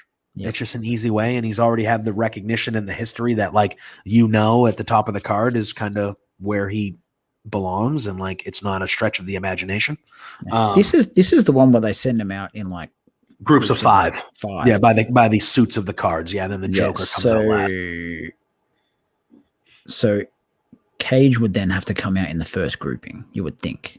Yeah, and last a while and make it. Yeah. I would say so. That's where I would go with this. Yeah, but I got no idea who the Joker's going to be. Well, I've seen like Andrade has been mentioned on the interwebs. Daniel Bryan, but that's real far-fetched. Daniel Bryan. No, I don't see that happening. But again, that would be amazing. My pick is, and this is another one that people have talked about because they have touted that this gentleman will be on commentary. Big Show Paul White. I could easily see him getting up from the table and inserting himself into the match. That could be something. I have heard that he's itching to get back in there. Yeah, and I think when they signed him, they did say, hey, he's going to be a commentator, but he is going to wrestle as well. So that's a good call out by Goose because I think that is something that could definitely happen. My pick is Nick Gage. No. Well, there you go. It's my pick for me because it's fresh from the Dark Side of the Ring documentary that came out, and Moxley showed up at GCW and attacked him after he retained the GCW title a couple weeks ago. I could see him not to stay in AEW, not maybe even as a signed guy, but like just an appearance. I could see him show up. He gets that mainstream moment where everyone's like, "Oh shit, that's Nick Gage, MDK, whatever." He comes out, maybe uses some weapons, gets involved, and then doesn't matter if he wins or it doesn't matter if he loses. That's just like a moment for him. He's been, he has this redemption story going on, like it's something that I think could happen. It's been a name that's been discussed a lot, like on the internet. And I just think can't personally picture him in a mainstream ring. Yeah, that's the only reason I say no. Yeah, and that's fair because that's fair. But you never know. Maybe. I don't know. Maybe he shows up with some of that extreme shit, and this Battle Royal turns into like a little bit of a, well, the best Rumble I have had all the weapons. 2001 had all the weapons. So damn right. Never know. You never know. I'm calling him this the rest of the show. So big Bennis Angry says, I'd love that. I played Nick in that episode. Oh, that's awesome, dude. Oh, That's mad. awesome. That's great. That's so good. That's cool as hell. Isn't it just? That's mad. Yeah, that's fucking badass, dude. So now I ask again, why is Big Ben angry? Yeah. Oh, that's cool. Nothing to be angry about. That's cool. But I think it would be good. I think it would just be cool. I think it would just be cool if he popped in and that was the guy. But I am more like you. Like I don't have that much of a clue. I don't.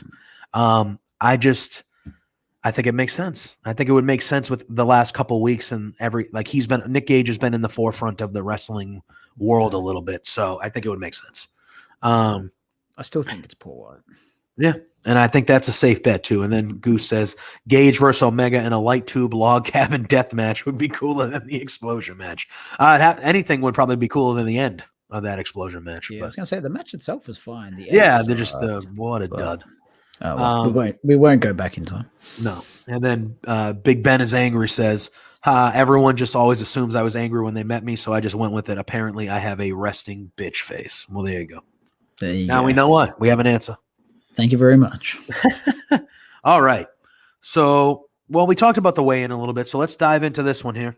We got Cody, the American Dream he will be on Sunday. They called him that on Friday on Dynamite too, but I thought it was one night only, but what the hell? I don't like it. I don't either. He's not but we will have the American Dream, Cody Rhodes, going one-on-one with Anthony Ogogo. I'll let you lead this one, my friend. What are you thinking about this one? What do you think wins? If Cody wins, it'll be the second worst booking mistake that they could potentially make on this show.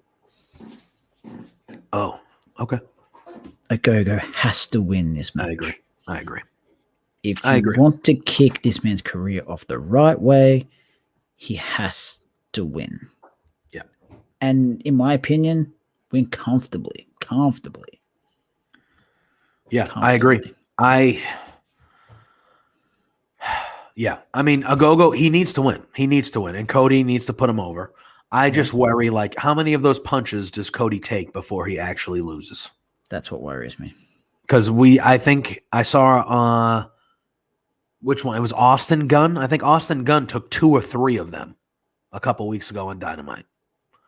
So if it took 2 or 3 of those to put Austin Gunn down.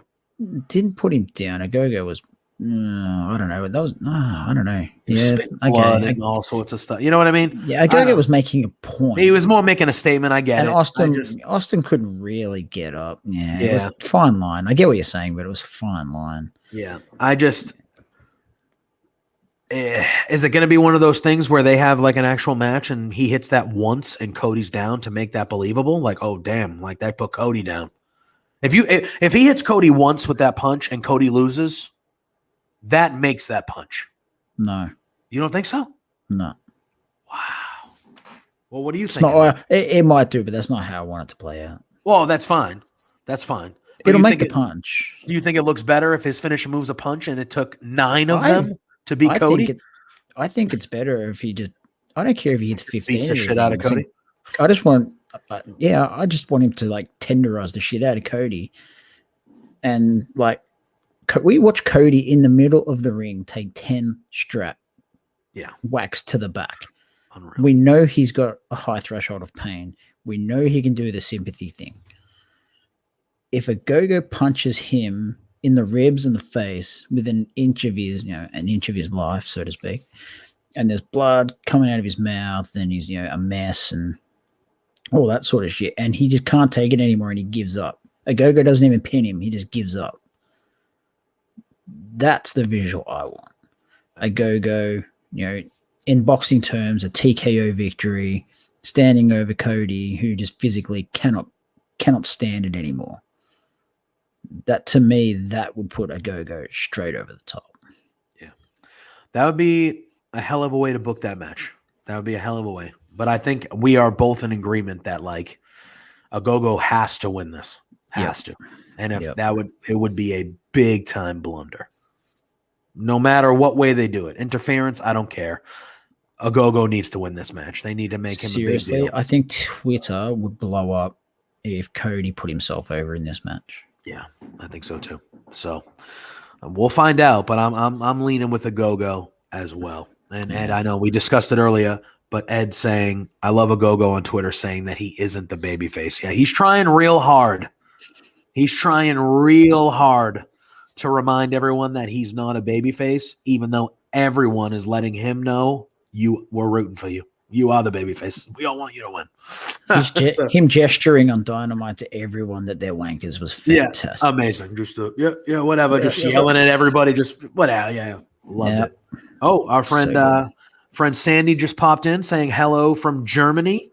Hello, he says, Sandy. Love wrestling for life. Agreed, my friend. Thank you for hopping on. Good to see you. Thank you, sir. And then Goose says he should do the punch once, have it really rock Cody, and the rest of the match is spent with Cody trying desperately to avoid a second blow, which ultimately comes to Cody, and Cody loses. Be happy with that too. Yeah, I'd be okay with that. That's a good one too. That's a good call out, Ed. I mean, Goose, I'm sorry. Honk, honk. That's a good call out for sure. I think that would be a good way to play it as well. So then next on the card is Hangman Page versus Brian Cage. I'm not thrilled with the fit. Brian Cage beat him on Dynamite a few weeks ago. I'm not a huge fan of 50-50 booking. I'm not. However, I would think Hangman would get his win back here. Uh-oh. I don't know. Are you disagreeing? You think they put Cage over again and kind of make Cage what do you think about this? Why not? Yeah. Yeah. I guess I was of the mindset that Page was just going to be on this undefeated or like never lost streak for a while until he eventually beat Omega for the title. So he might not beat Omega for 12 more months. Yeah, it's true. It's true. If they play it out that long, then it doesn't really matter. If they sprinkle losses in, that way they can drag his eventual title match out longer. Yeah. If he keeps winning, then the rankings would then say he has to fight Omega. And we don't want it to be soon. We want it to be later. I think Page will win, but it wouldn't shock me if Cage won as well. I wouldn't hate Cage winning here and then Hangman Page eventually getting the win back down the line once he is champion. Yeah. Or something along those lines. Yeah. I'd be okay with that too. Or when there's a championship match at stake or something along those lines. Yeah. Yeah. I'm okay with that. I just, for me, I was just under the impression that Page was just going to be this an unstoppable run until he got to Omega. And they, I mean, a loss here or there, two big losses in a row to the same guy. It would lift Brian Cage to a different level. Like, oh, dang, he beat Hangman again. And I don't think Hangman would necessarily take a big hit by losing again to Brian Cage. He's kind of a made man, you could say, so. And the other reason I semi-lean towards Cage is because there's been massive talk of the new Rampage show being, having a big FTW title presence. Yeah. So it wouldn't surprise me if they used a match like this to say, oh, look at our FTW champion. He just beat Hangman Page for the second time, clean as a sheet, blah, blah, blah, on pay-per-view. Watch. Yeah. That makes sense to me. That makes sense too. All right. Now we move on again to, and I know you said you had some things to talk about when it comes to this match. This will not be a cinematic match. This will be a match held live in the ring. We will have Scorpio Sky and Ethan Page going up against Sting and Darby Allin. I will let you lead this one, my friend. How you feeling? What's your preview? Who do you think's winning? I think Sky and Page are winning. I think they have to win at this point in time. Darby's just held the TNT title for a while. Sting could melt into a molten mess in the middle of the ring and no one would think any different. Sky and Page, if they lose, it sets them way back. So I think they will win. My problem when Ethan Page first came to AEW was people were like, oh, he's left being, this amazing tag team of the North in Impact to go to AEW and be in another tag team. Yep. But he's wrestling Sting on a pay-per-view. Yeah. So all those people who whinged and bitched about what is Ethan Page doing, where are you? Why are you not whinging now? Yeah. Because you have no beef anymore. He is a legitimate player and he will only get better. His promos are good. His in-ring, he's good. He will win the world title at some stage. I have no doubt. I think Scorpio Sky will too. I think both these guys will. Absolutely. Yeah. I think Darby will as well one day. Oh, yeah, for sure. For sure. Sting doesn't never need it. No. He's like fucking 120 years old. But this match will be fantastic. And all those people who thought Ethan Page was going to come over and become world champion straight away, just calm your farm. Yeah. He's about to wrestle a pay-per-view match against Sting. It's a big deal for everyone involved in this match. This match is going to rule. Yeah. I have no doubt. Darby is good. Sky and Page are so good. And I'm looking forward to seeing what Sting can do after 6 years of in-ring wrestling. I think that is, for me, easily the most intriguing part of the whole show is seeing what Sting looks like in a real wrestling match live as it goes, Yeah. Does he come in and just hit the hits though? That's the question. I mean, I would think that Darby's the workhorse, right? Yeah. Darby's going to be in there 80% of the time, Sting will take the hot tag, hit the hits. Oh yeah. But he can do his punches and the splash and kind of that type of stuff where he'll be protected. But I mean, this is also, he took a brutal powerbomb from Brian Cage. A couple months so. I mean, if he was able to do that, that was the testing. That was the testing material for sure. Right there. He got up, he walked away.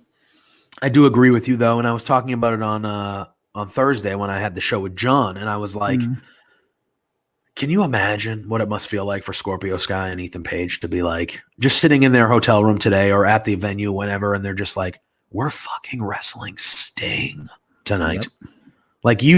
Very much like us, they grew up watching wrestling, and Sting was 100%. The shit. Sting was one of the dudes.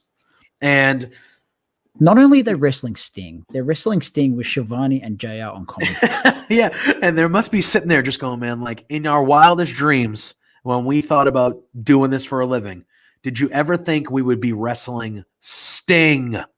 Yeah. And the same people, to blow my mind, my own freaking mind, the same people said the same thing about Scorpio. They're like, oh, he's left SCU and now he's in another tag team. SCU are finished and Sky is about to wrestle fucking Sting.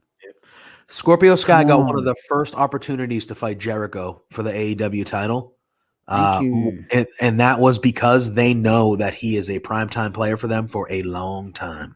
And they're positioning Frankie to have a similar sort of run. Yes. And last week. They knew that Daniels wasn't long in his career. Yeah, of course. Everyone knew. So they separated Sky from them earlier, after the initial whatever. They separated Sky early so he could have his own thing because they knew this day was coming where Daniels wasn't going to be around. Yep. And they positioned Scorpio Sky to be a guy that we see on TV every week and be important. And if that's as a tag, the revolution, baby, 100%. And if that's as a tag team at first with another stud and Ethan Page, okay, great. And then guess what? Like you said, they're going to be world champions down the line, 100%. And that team will have an issue at some point. Yeah, or they'll probably win the tag titles, and then at some point they'll split because they'll have a beef, and then they'll feud, and then they'll do their own thing. Yeah, I don't see how anyone loses out of this. No, I don't either. The only thing the haters lose because now they got nothing to whinge about. Exactly. But this match is going to rule. I think so too. I'm very excited to see how Sting performs and how he looks for sure. Agreed, 100%. We do have Goose popping in. He goes, Darby will likely take the heat. Sting will get a hot tag, blow a comeback, then Sky and Page get a dirty win. Okay. I would even get behind a third member to the Sky Page stable. I would be okay. Yeah, I'm okay with stables. I love stables. If it was the right guy. Yeah. they do them well. They haven't really. They had the Nightmare Collective or whatever the hell that was. That one didn't work out. But besides that, they've kind of hit on all their groups. Yeah, but at least they're smart enough to know it sucked. Exactly. Cut it. They knew it wasn't working, and they were like, "Gone. See you later." Yep. Didn't force it. All right. So the rest of the matches are all title matches, with the exception of this Stampede that we can talk about at the end. But let's dive into the AEW Tag Team Championship. Is that main event for you? It's not main event, but on the AEW website, it's at the top of the listing of matches. The main event to me should be the triple threat. That's what I agree, but I don't think it will be. No, I think this. Do you think the Stampede will be? You think because it's like half cinematic or whatever? Yep.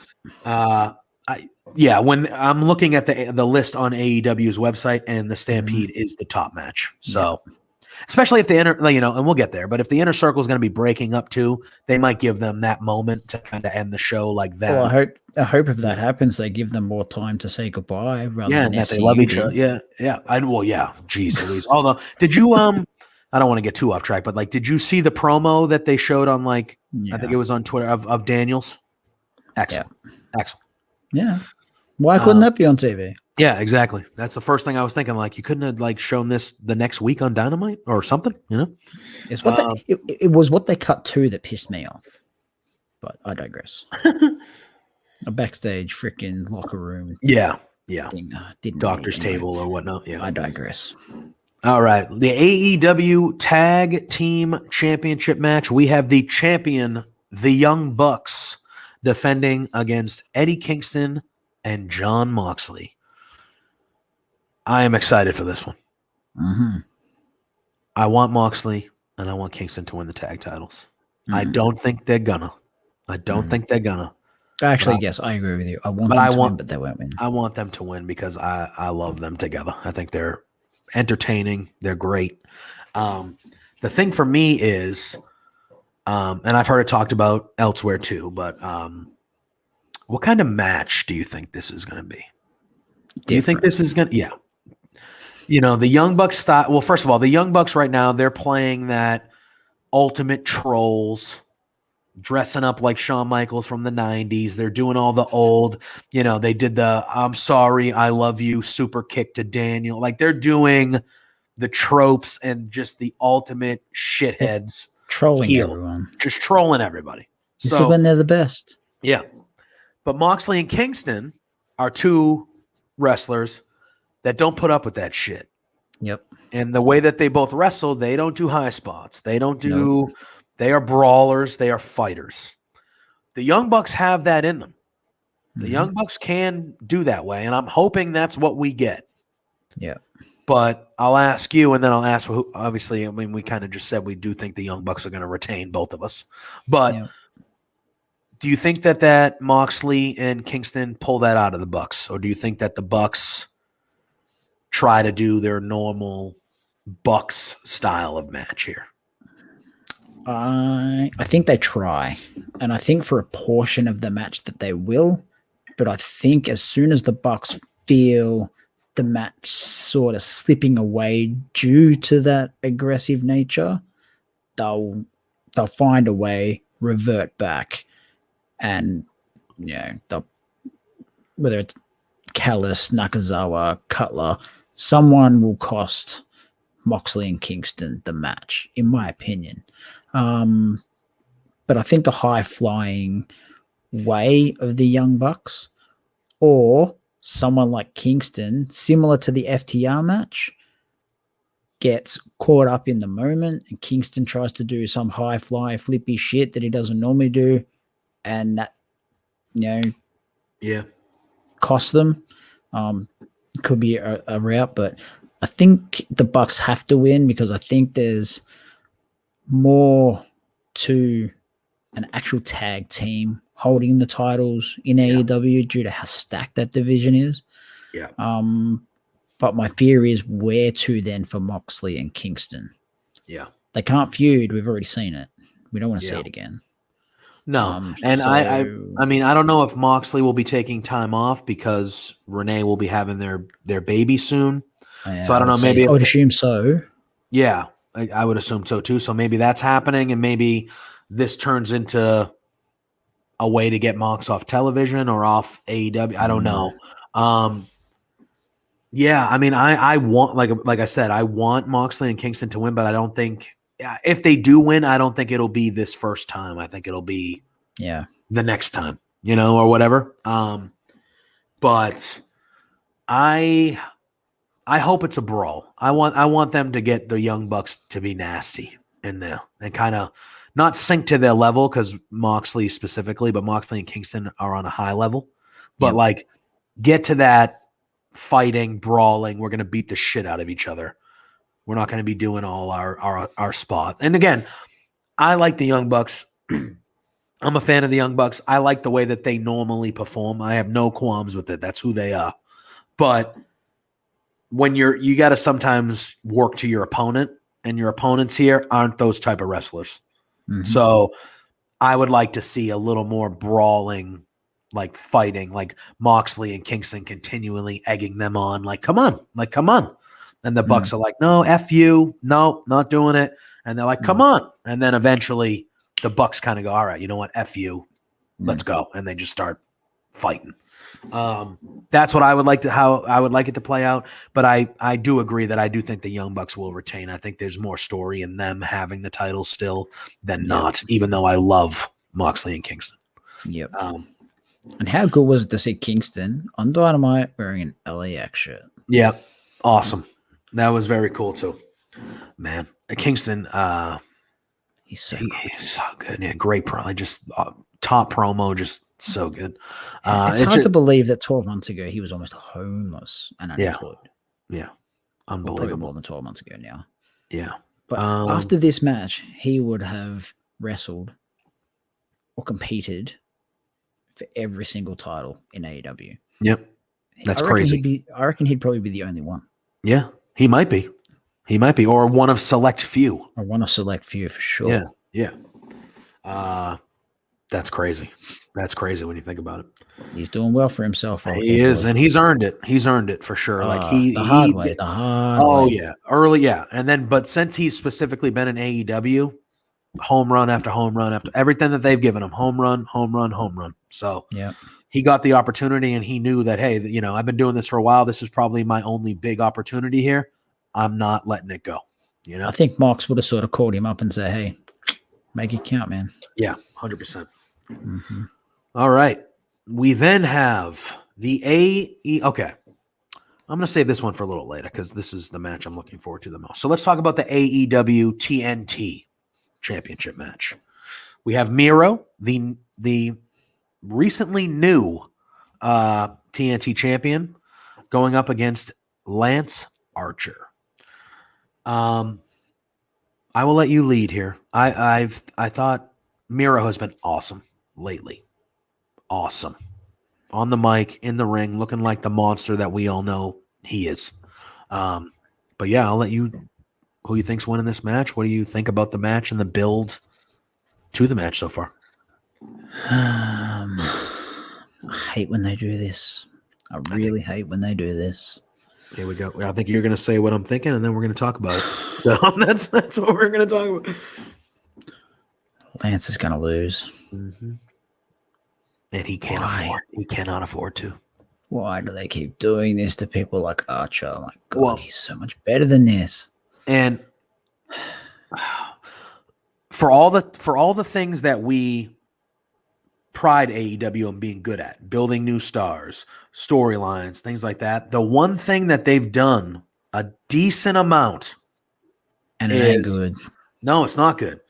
A decent amount is, and it happened. We were saying the same thing about Miro before they gave him the title 2 weeks ago.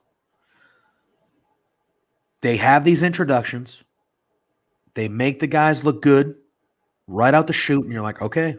And then every big match they're in, they lose. But the positive with Miro is at least they gave him the title. Yes. Without losing. Where Archer has had his chance, lost to Cody. He's going to have another chance here. I suspect he loses because I can't see Miro holding the title for 2 weeks. No, I can't either. So they're going to do Lance dirty again. I just don't know. Yeah, it's unfortunate. Like, and don't get me wrong. Like, when it comes to this particular match, like, I think Miro should win, and I want Miro to win. Yeah. But at the expense of Archer, like, Archer's good. He's really good. Yeah. And He's there's 7 only feet and agile as shit. Yes, and there's only so many times you can lose a big match before the regular viewer or even a viewer that is super into it like us, like Loses they go, interest. okay, yeah. Like, hey, I still like Lance Archer, but any match that he's in, I don't give a shit because it doesn't matter.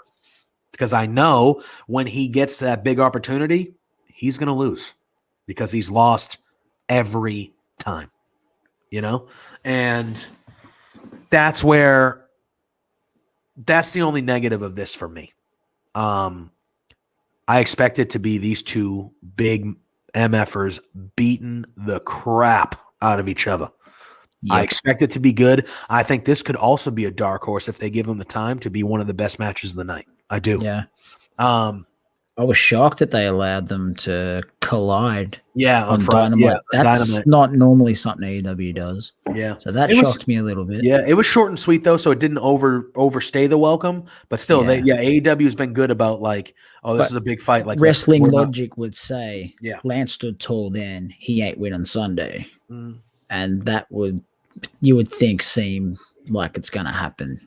Yeah. So that's why when they don't have them again, like touch, it's a good thing. So yeah, I think Murrow will win. He should win. I'm intrigued to see where he goes with the title moving forward, but I don't know. And I don't think Archer needs Roberts anymore. His promo on Dynamite showed that regularly and often does not need Jake the Snake talking for him anymore. Yeah. But yeah, Miro for me has to win. Well, not has to win, but he will win. Yeah, I agree there as well. I do like Miro has had some killer one-liners in his promos the last, month or so. I love the line, not this week, but last week, where he was like, Archer, you always say that everybody dies. He goes, I just insist that you die first. And I was just like, man, this is so good. It's so good. I'm just like, just little things like that. I'm just like, what a line. Just what a line. Miro is on all cylinders right now. He's performing on all cylinders. He looks great. He looks, but I don't think they would take the title off Darby to give it to Miro for Miro to lose a week and a half later. I just don't think that is what's going to happen. And it's unfortunate because Archer, you got to win. You got to win something important. You have to.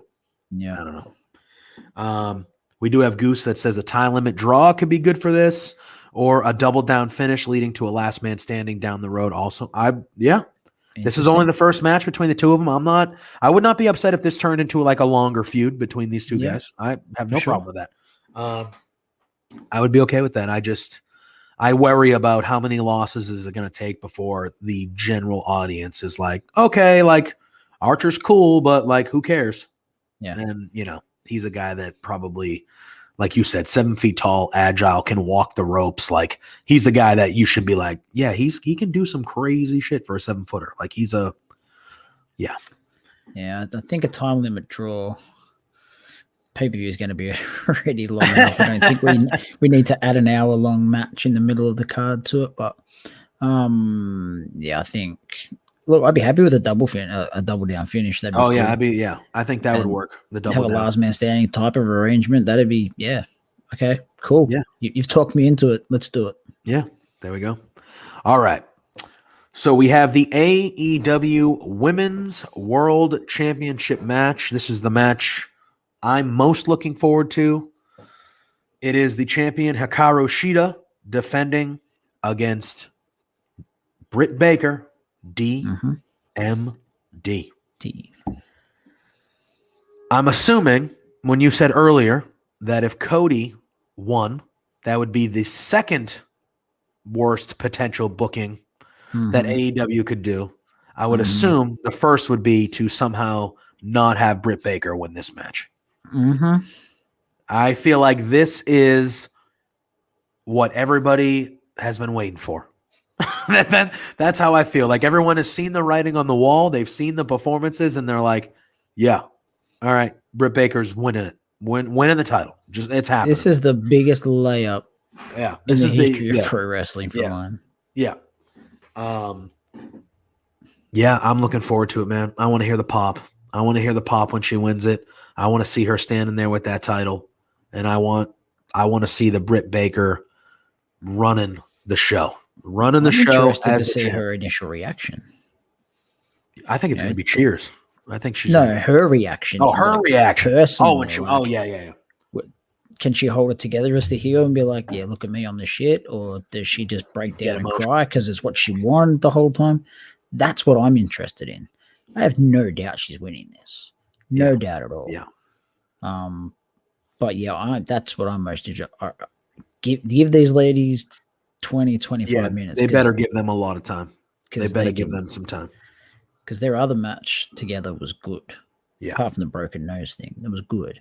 Give them a good chunk of time. Let them work. Let it be back and forth. But yeah, it's Britt's time. Has been for a while. It's time to make it official. Let's do it. Yep, I agree. I think, like you said, this is, if you were betting on any match, this is the one that you would like the easiest prediction in my eyes. It would be. Mm-hmm. I thought it was baffling that they didn't have Britt Baker win that tournament. Like, I was like, what? Why wouldn't Britt Baker win that tournament? Like, I thought her time was then.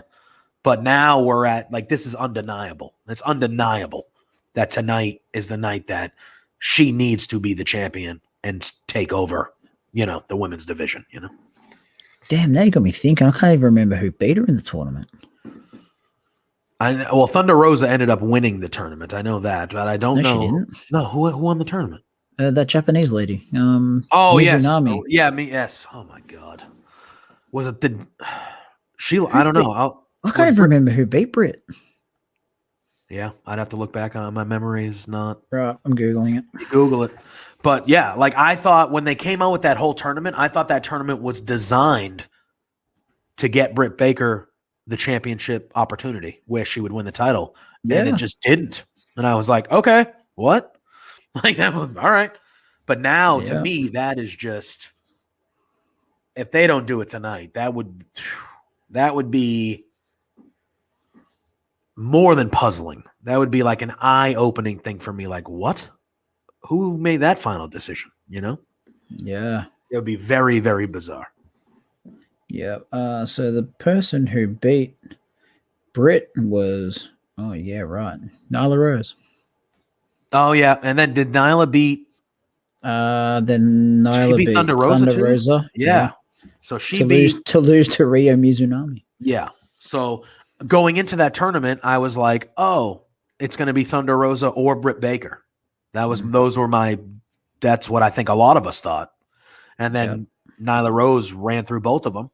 And then it was like, okay, fine. But I thought the whole point of that tournament was to get Britt Baker the championship. I think everyone did. Yeah. To be honest. And it was just so bizarre when it was like, no, and this is not a knock on Nyla Rose. Nyla Rose is good. But, like, been there, done that. Yeah. Been there, done that. So it was just kind of like very bizarre. But yeah, if they don't do that tonight for whatever, that would make me question what the hell's going on. I can't even fathom the thought of it. That's how much I'm like, oh, Britt Baker's don't think they could be so silly. No. They would have, if they weren't convinced already, Friday night at Dynamite should have tipped them so far over the edge that they almost backflipped off the cliff. Her pop was undeniable, whether she's a heel, face, whatever. The crowd love her. They want her to be the focal point of the division. Time to give her the title. Let's do it. Yeah. And then we have the man himself, Spencer Spenny and the Jets. I have awoken to the awesome majesty of a live war report. You have, my friend. Yes, Thank you for joining us early this morning for yourself. Always a pleasure to see you in here, friend. Yep. All right. We only got 2 more matches to discuss, my friend. We have the AEW World Championship match. It will be a triple threat with the champion, Kenny Omega, defending against Pac and Orange Cassidy.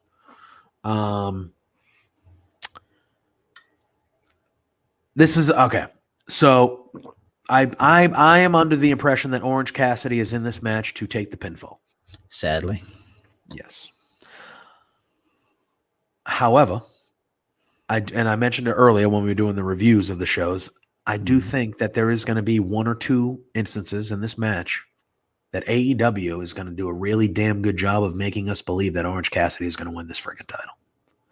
I think they're going to do a good job making you think that Orange Cassidy and Pac are going to win this title. Oh, yeah. Oh, yeah. And I think specifically when Orange Cassidy comes close, I think that place is going to be ready to become unglued. They're not going to get there. No. But I think they will one day. Oh, yeah. Oh, yeah. But yeah, that's what I'm looking forward to. It reminds, again, not a level of, I love when wrestling can make you believe that something can happen, even though you know it's not going to happen. Like I bring back to like the Elimination Chamber match where it ended up being like Daniel Bryan and Santino. Then you were like, no way in hell is Santino winning the title from Daniel Bryan. But at one point in that match, he hit the Cobra. He hit his little drop there. And that pinfall, when Daniel Bryan kicked out at that too, that crowd was like, oh, it was everywhere, and everyone and their mother knew that Santino was sure as hell not going to be WWE champion. You know what I mean? But it made you believe in that moment, like, holy shit, this could happen. This could happen. And I'm expecting that with both Pac and Orange Cassidy. But like, I think of Orange Cassidy more on that, like, it's going to be, he is who I would love to win it. He's obviously not. I have Omega retaining and just keeping that until, but what do you, just in general, I know you just said Omega winning, but what are your opinions of this match? What are you looking forward to when it comes to these three guys being in there? I said something pre-pandemic, pre-Love Wrestling existing. This is how long ago I said this. And it was a very controversial thing to say at the time. I said Orange Cassidy is the most over person in professional wrestling, bar none. Mm-hmm. I'm standing by that. Oh, yeah. As you said, wait till he becomes within a pubic hair of becoming the AEW World Champion tonight. That joint is going to lose its mind. He ain't winning. Nope. He will get pinned. It is what it is. Being that it's a triple threat, they can use the traditional tropes, He could hit the orange punch, it can get broken up. Pac can hit the whatever he calls it these days, the black. Oh, yeah. What does he call it? The black arrow. Black arrow, yeah. And that can get, someone can pull him out, blah, blah, blah. You can do all that stuff in a triple threat, which is cool. I think Omega hits the one-winged angel on Cassidy and wins. But yeah, this isn't going to be a walk in the park for old Kenny Boy. No. But it'll be fun. Yep. It's not going to be a 5-star classic, I don't believe. No. A lot of people are questioning why is Orange Cassidy in this match, because he's good. Well, and he's earned it. I want to say that Orange Cassidy, the original plan was going to be Orange Cassidy going against Omega one-on-one. But in that match with Pac, Orange Cassidy got hurt legitimately, like he got his bell rung or something happened. Well, I heard that was meant to go to a draw anyway. So was it? Okay. All right. I didn't read that part, but I from what I thought I read was that they were leaning towards the one-on-one with Cassidy and Omega, and then something happened, so they added Pac in to kind of do a different dynamic to the match. So like I originally read it was meant to go to a time limit draw. But okay, that's fair then. For obvious reasons, they didn't want OC going another 6-7 minutes. Yeah. So triple threat was always, and we haven't had a triple threat for the AEW World Title in the 2 years they've existed. So I'm cool with that. Yeah, it's going to be fun. OC is so good, and Oh, yeah. he sure does. LJ for sure. Yeah, Orange Cassidy has the most Yep. crossover appeal with 100%, 100%. And I think he's just the shtick is cool. He plays it well, and Yep. I think it works for him because when he needs to flip the switch and be a wrestler, he's freaking good. Mhm. And it's just like, okay, like this is, and when he on Dynamite on Friday, at the end of that segment, when he held that title up, that crowd lost its shit. Yep. That crowd lost its shit. Yep. And rightfully so, because he is, and I still think he is. And I think we're going to find out tonight. He's going to get the biggest, if not a top 2 big pop of the evening when he comes out. He will every week. People love him. Mm-hmm. People love him. And he's not going to win. He's there to take the pinfall because I don't think they're going to have Pac take a pinfall. But yeah, that guy is over, man. And that guy is going to be world champion one day. And it's crazy to think about it when you first saw him and you first heard the shtick, But yeah, he's that over. People love that guy.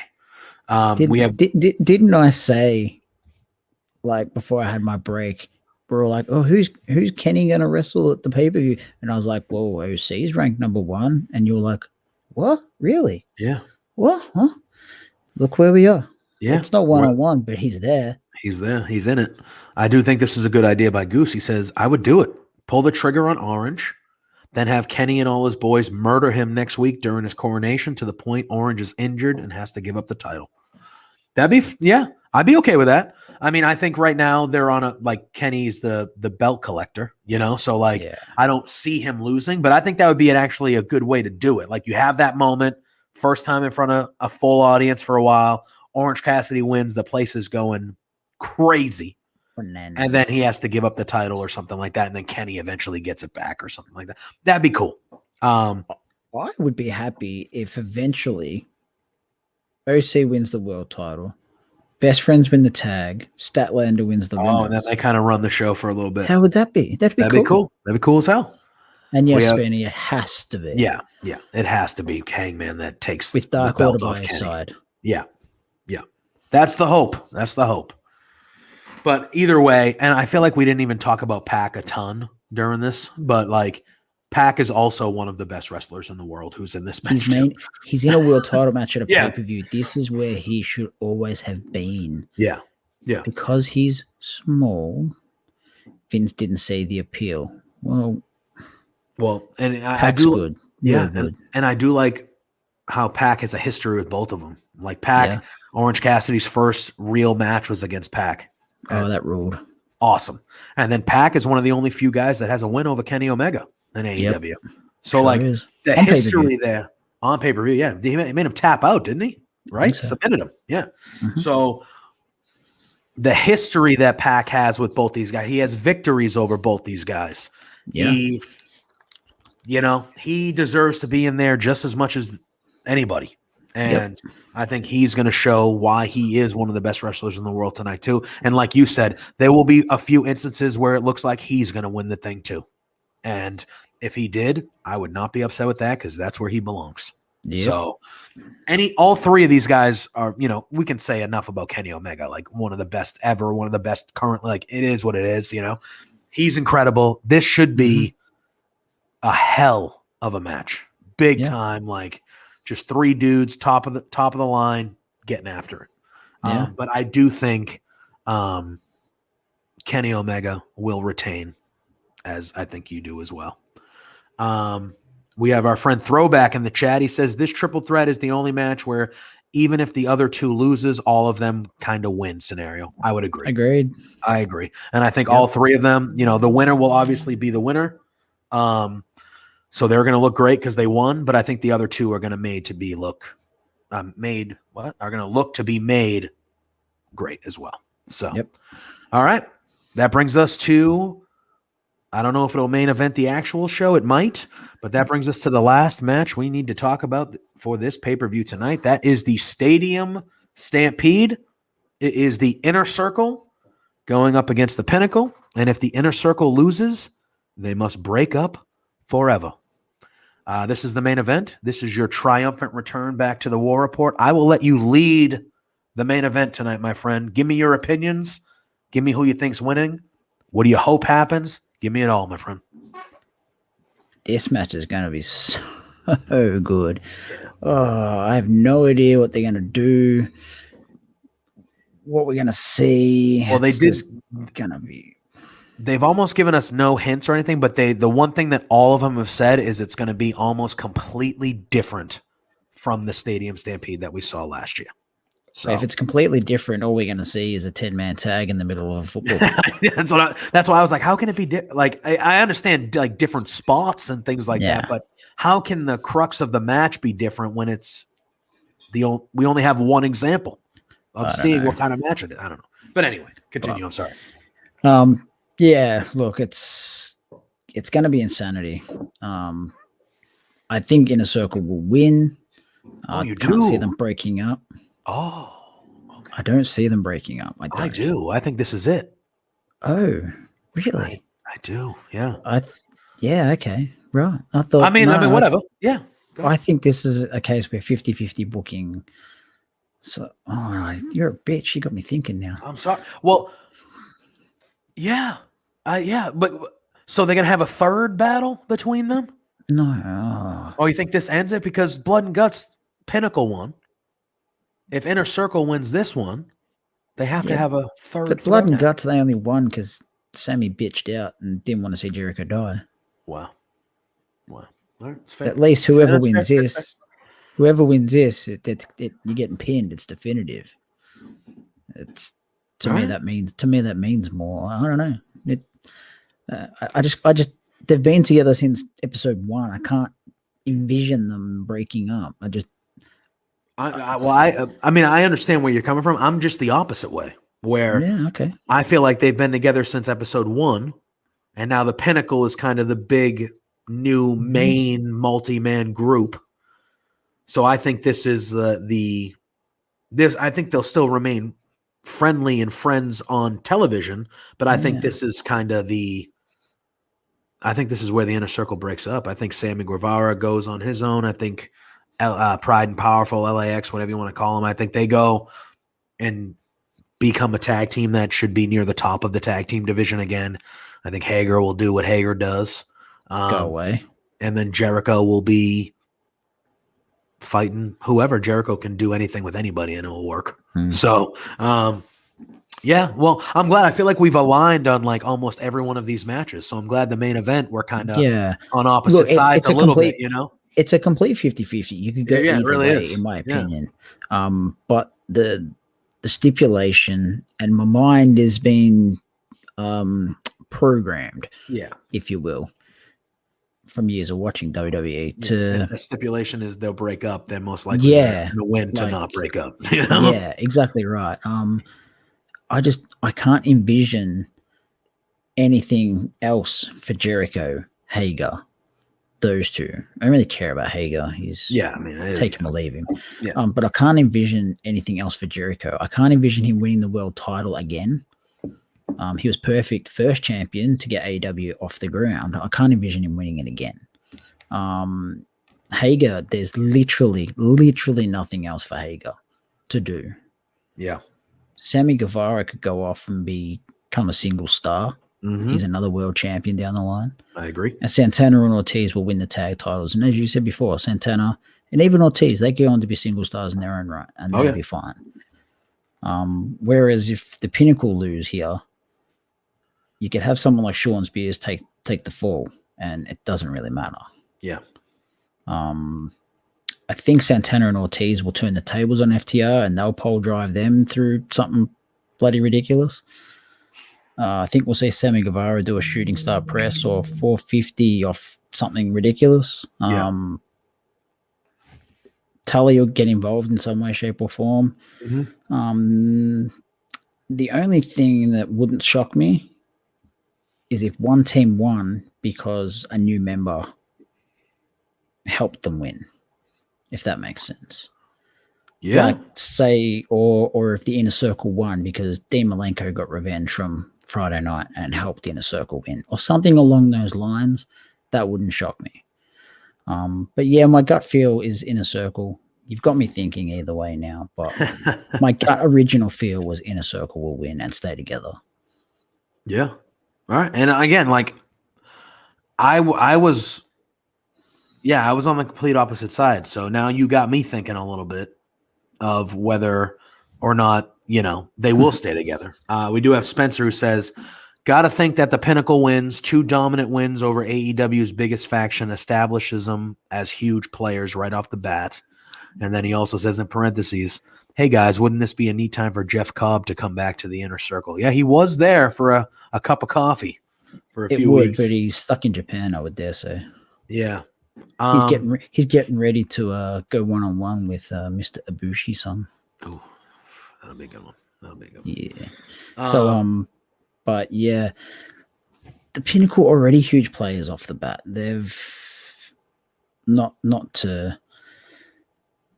to go against Grand Poobah there, but any group that's got MJF and FTR in it is already top notch.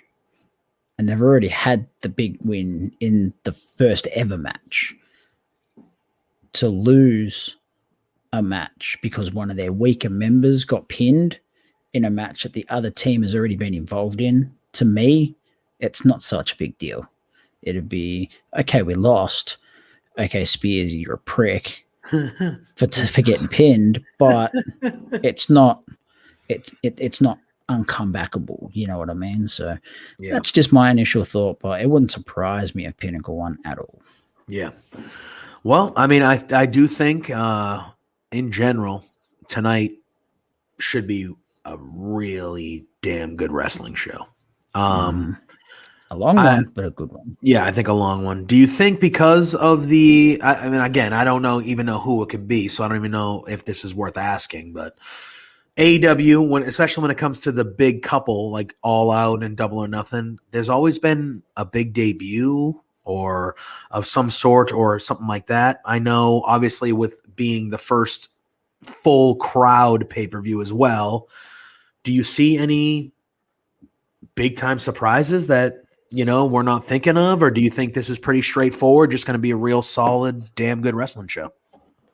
Nah, I would look. There's always a chance that someone big can debut, or someone from Impact could come over with that relationship going on.